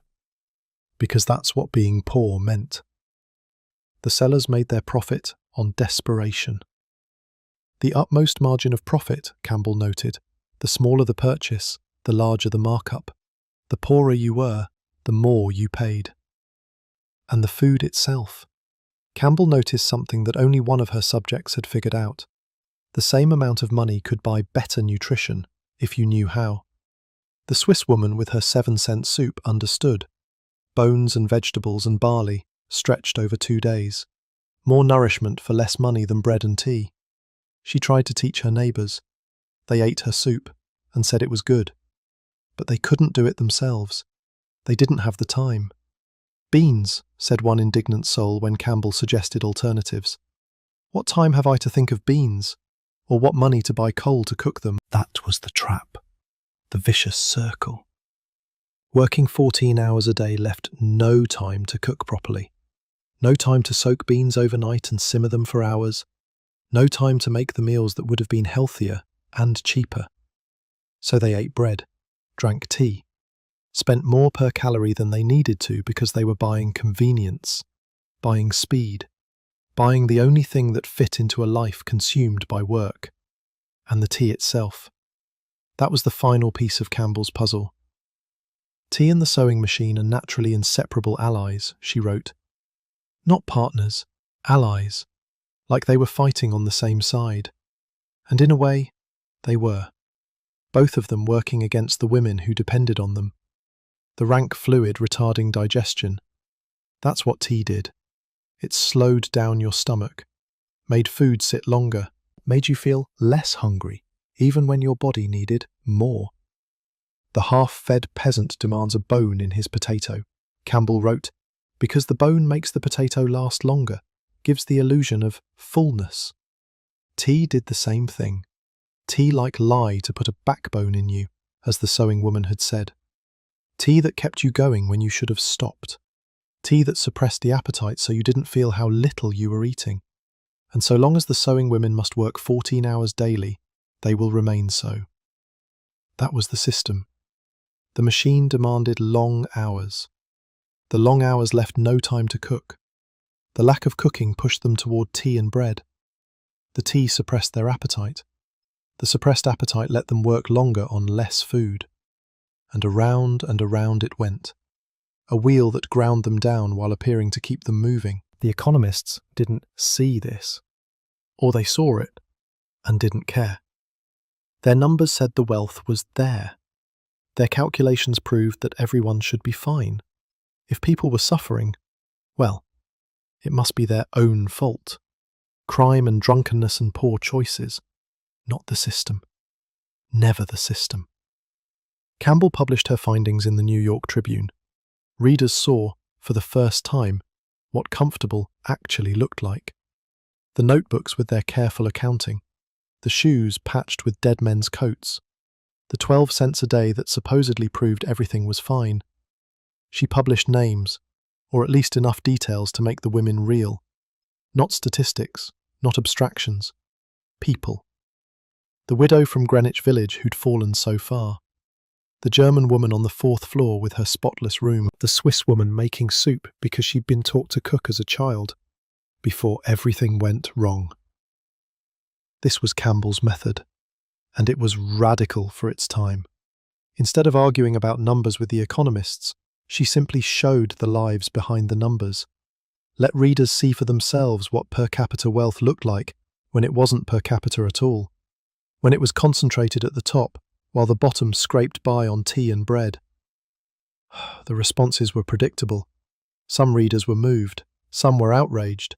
Some insisted the women must be exaggerating, must be hiding income, must be drinking away what they earned. The same defences that always came out when poverty was documented. The same refusal to believe that the system could produce such results. But the stories were too specific to dismiss entirely. Too detailed, the notebooks with their careful columns. The German woman's broken English explaining her careful calculations. The exact price of cheese and liverwurst and coal by the scuttle. You couldn't make this up. Couldn't invent these details. The authenticity came through in every line. Did it change anything? Some things. Slowly.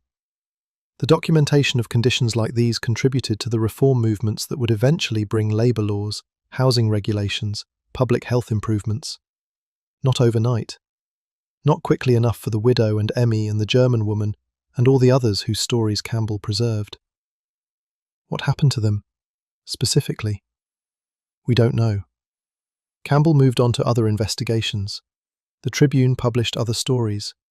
The women in the tenements kept living their lives, or stopped living them. And either way, their names disappeared from the record. Emmy might have married, might have found that chance her mother kept hoping for.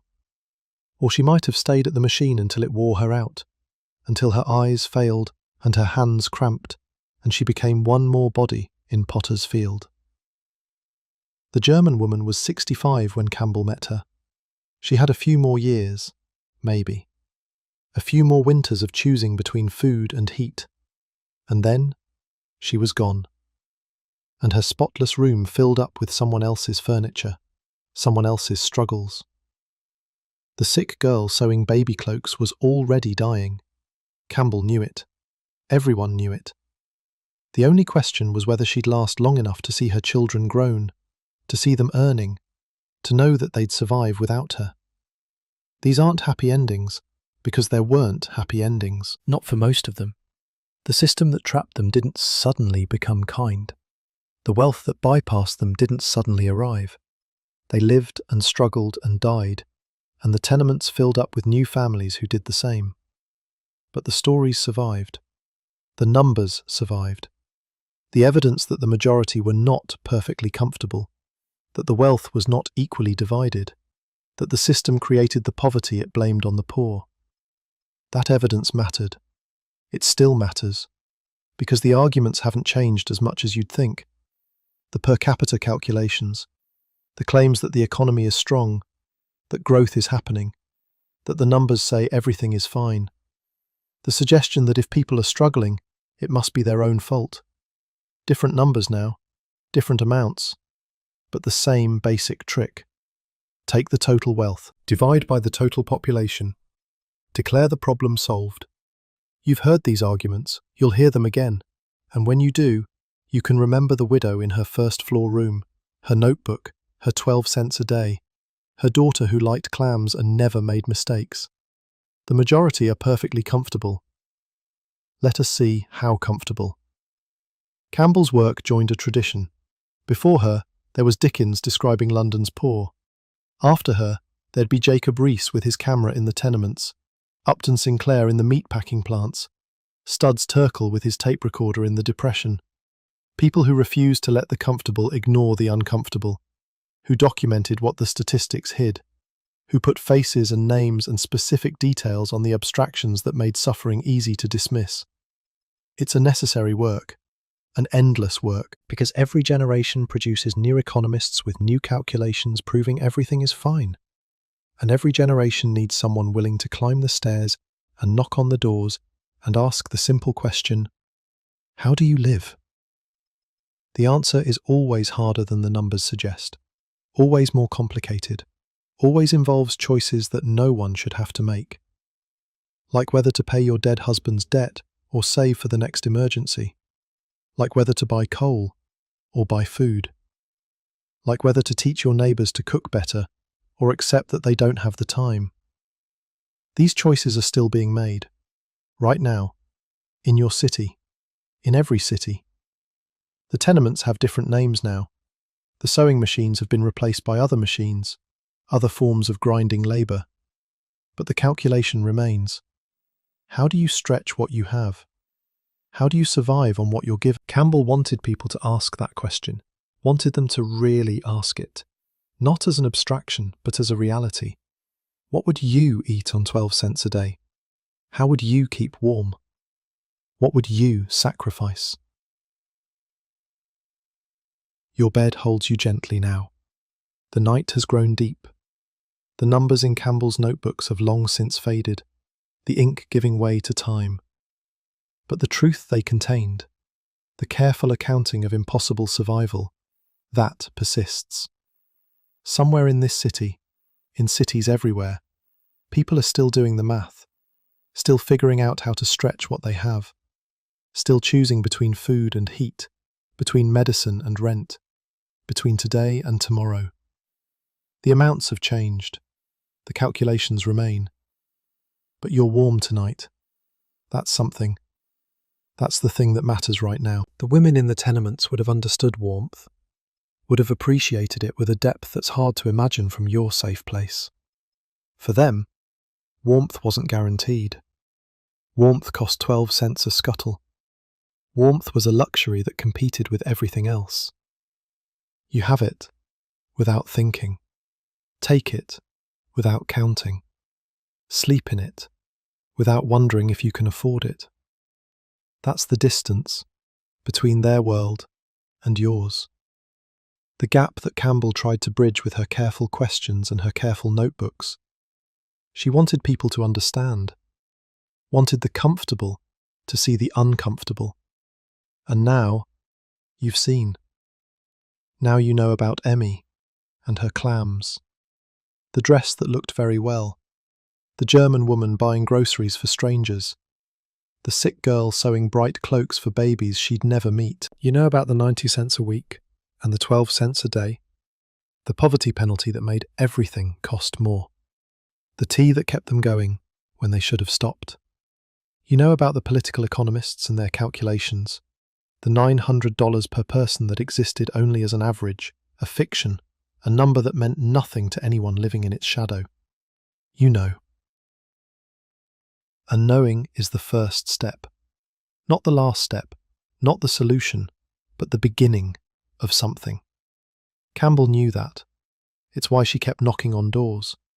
There was a carpenter. Campbell mentioned him at the very beginning of her investigation, before she climbed the tenement stairs, before she met the widow or the German woman or any of the others. A tall worker, hurrying along with his box of tools, talking as he went with a companion half his size. The companion was German, interjecting strange oaths as he listened to whatever story was being poured out to him. The nearer the river, the nearer to hell. That's what the carpenter said. His big chest holding more of the same sort of words, Campbell noted. Strong words. Angry words. Probably. The kind of words that came from a man who knew what he was talking about, because he'd lived it. But Campbell never told his story. With that story, she wrote, we have at present nothing to do. She let the carpenter walk past with his tools and his German companion and his strong words, and she turned instead to the women in the tenements. His story disappeared. Whatever he was telling his friend, whatever had put that anger in his chest, we'll never know. He walked out of the record and into the anonymous mass of workers who built the city, without leaving their names behind. How many stories like his were there? How many men and women passed Campbell on those West Side streets, each carrying a story she'd never hear? Thousands, tens of thousands. A whole city of people surviving on wages that didn't survive, keeping their own mental notebooks, making their own impossible calculations. The widow with her careful columns was rare, not because her situation was rare, because she wrote it down, because she was willing to show a stranger, because Campbell happened to knock on her door instead of the door next to it. One building over, one floor up, there were other widows, other daughters working 14-hour days, other German women choosing between food and heat. Their stories were just as real, just as detailed, just as full of clams and cabbage water and small kindnesses. But nobody asked them. Nobody knocked. That's the weight of history. Not just the stories we know, but the stories we don't. The millions of lives that passed without being recorded. The voices that spoke into silence and were absorbed by it. The carpenter's companion was interjecting strange German oaths, little bursts of sympathy or outrage probably, responding to whatever his friend was telling him.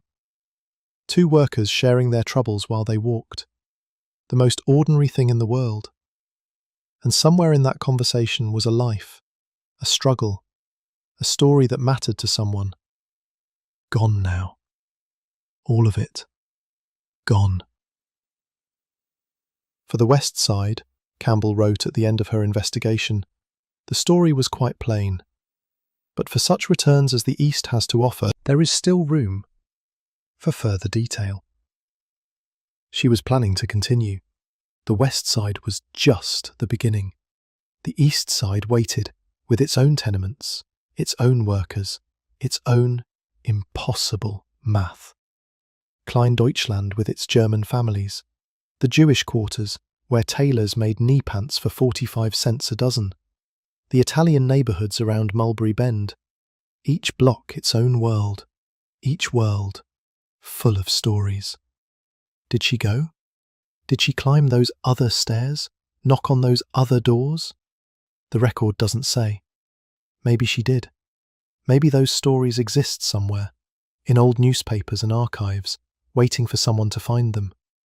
Or maybe she moved on to other work, other investigations, and the East Side kept its secrets.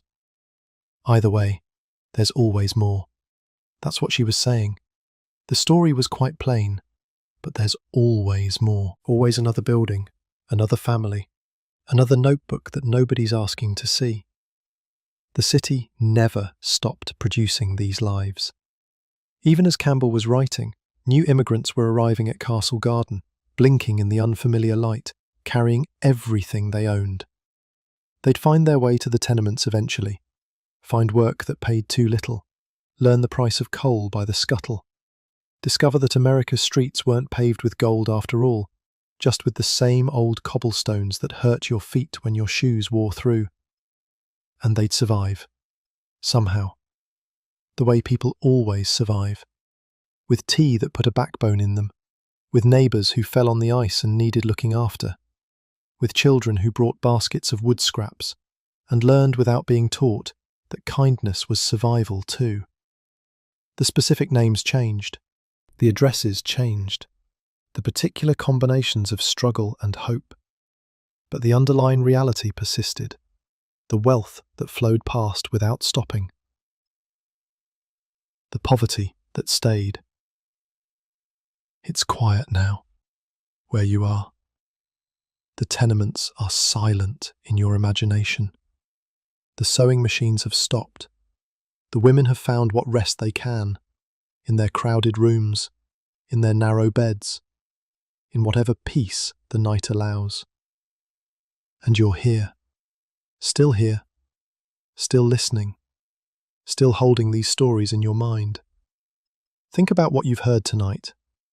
Not the statistics, though those matter. Not the arguments against the economists, though those matter too. Think about the people. A woman who patched her shoes with her dead husband's coat because she hadn't had new ones in 2 years.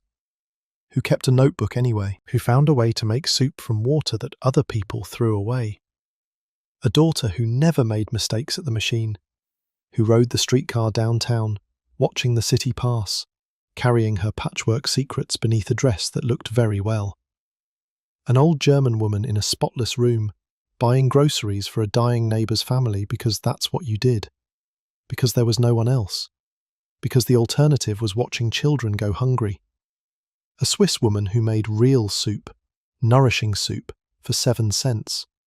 Who tried to teach her neighbours and failed, not because they didn't want to learn, but because they didn't have the hours in the day.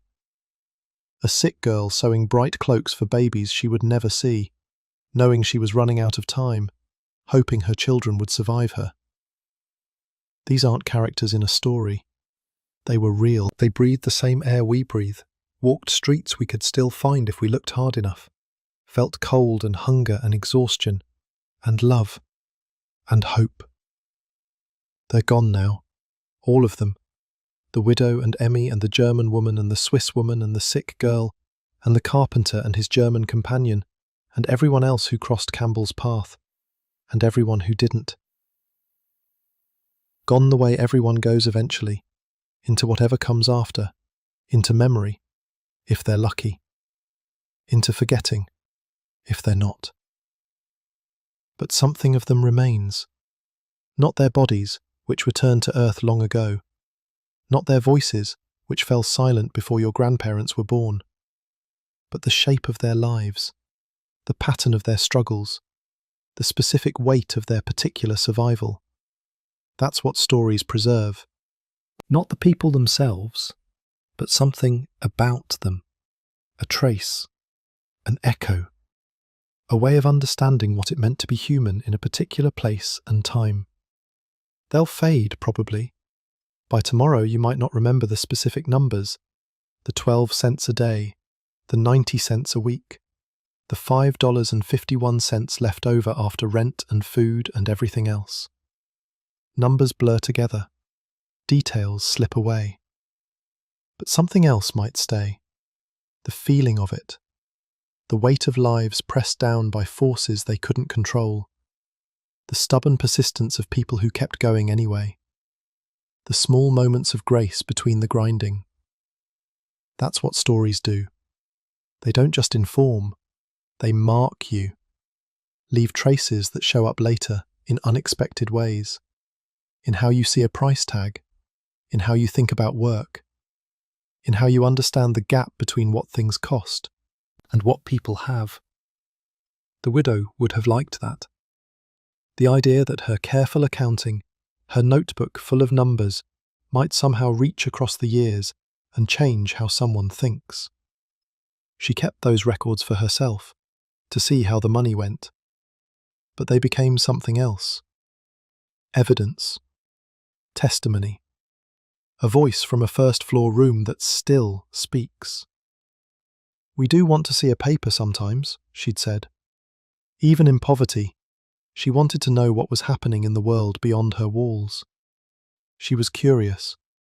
She was alive to things outside her immediate struggle. She read about cabbage water soup, and remembered it, and used it.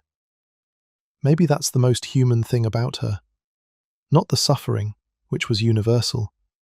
Not the survival, which was shared. But the curiosity. The wanting to know.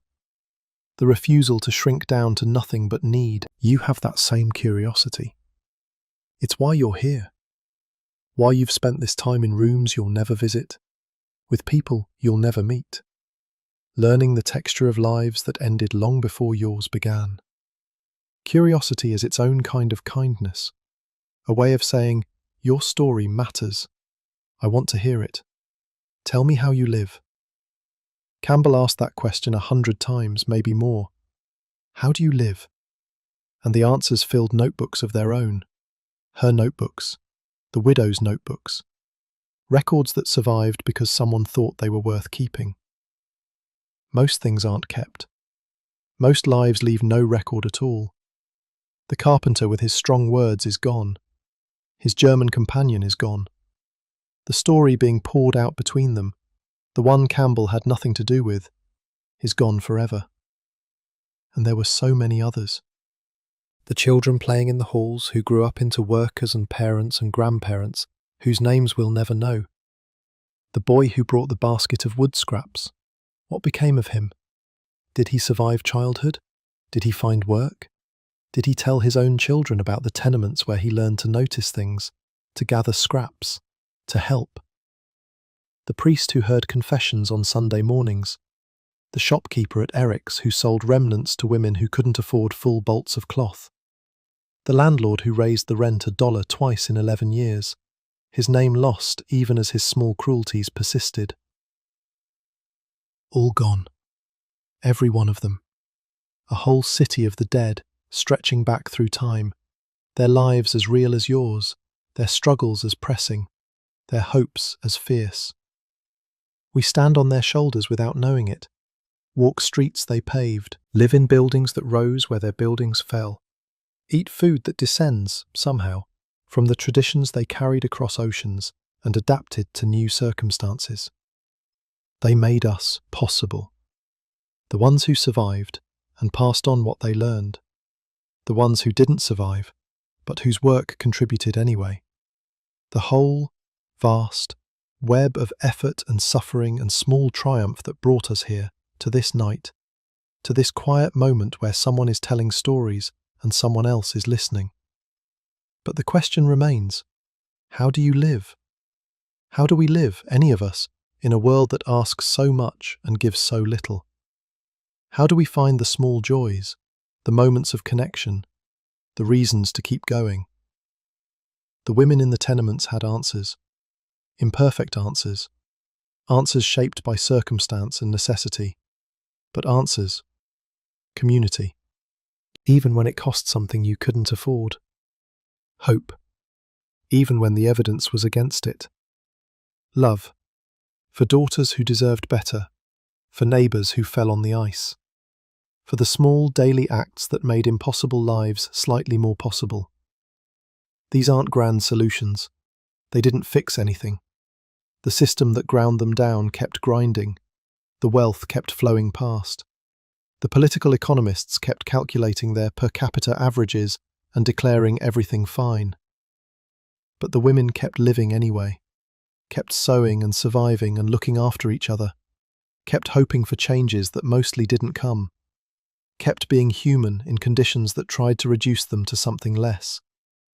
That's worth knowing, worth remembering, worth carrying with you into whatever tomorrow brings. Your breath has probably slowed by now, the rhythm of these words settling into something quieter, the night holding you the way the widow's notebook held her numbers, carefully, completely, with attention to every small thing. Sleep isn't far. You can feel it at the edges, the gentle pull toward rest that the body knows even when the mind resists. The women in the tenements knew that pull too. After 14 hours at the machine, after the calculations and the worry and the endless figuring, sleep came eventually, even for them, even in rooms that smelled of the broken sink in the hall, even on beds that offered little comfort. Sleep was free. One of the few things that was. You didn't have to pay for it by the scuttle, didn't have to choose between sleep and something else. It came for everyone equally, rich and poor, comfortable and struggling. In sleep, the widow wasn't a widow anymore. Emmy wasn't worn down by the machine. The German woman wasn't choosing between food and heat. They were just people, dreaming whatever dreams came to them, resting bodies that would have to rise again too soon. And you're here, in your own bed, in your own time, with your own tomorrow waiting. The distance between their world and yours is measured in years, in reforms that came too late for them but in time for others, in small changes that added up to larger changes, in the slow, imperfect work of making things slightly better. It's not finished. That work never is, but it continues, because people like Campbell kept asking their questions, because people like you keep listening. The first words lingered, Campbell wrote about the carpenter, and they linger still. They do. Across all these years, across all this distance, the words linger. The nearer the river, the nearer to hell. Lord, help us all. We must get along somehow. These phrases hang in the air of rooms that no longer exist, spoken by people who are long gone, preserved only because someone thought they mattered enough to write down. They mattered. They still matter. And now they're yours. Part of you, woven into whatever understanding you carry forward from this night. The tenements are quiet. The stories have been told. The numbers have been counted, one more time, in the long ledger of who we were and how we lived. Rest now. Let the weight of it settle. Let the women find their peace, and find your own. Tomorrow the world will still be here, still full of struggles and small kindnesses, still asking how we live, how we survive, how we stay human when the math doesn't work. But that's tomorrow.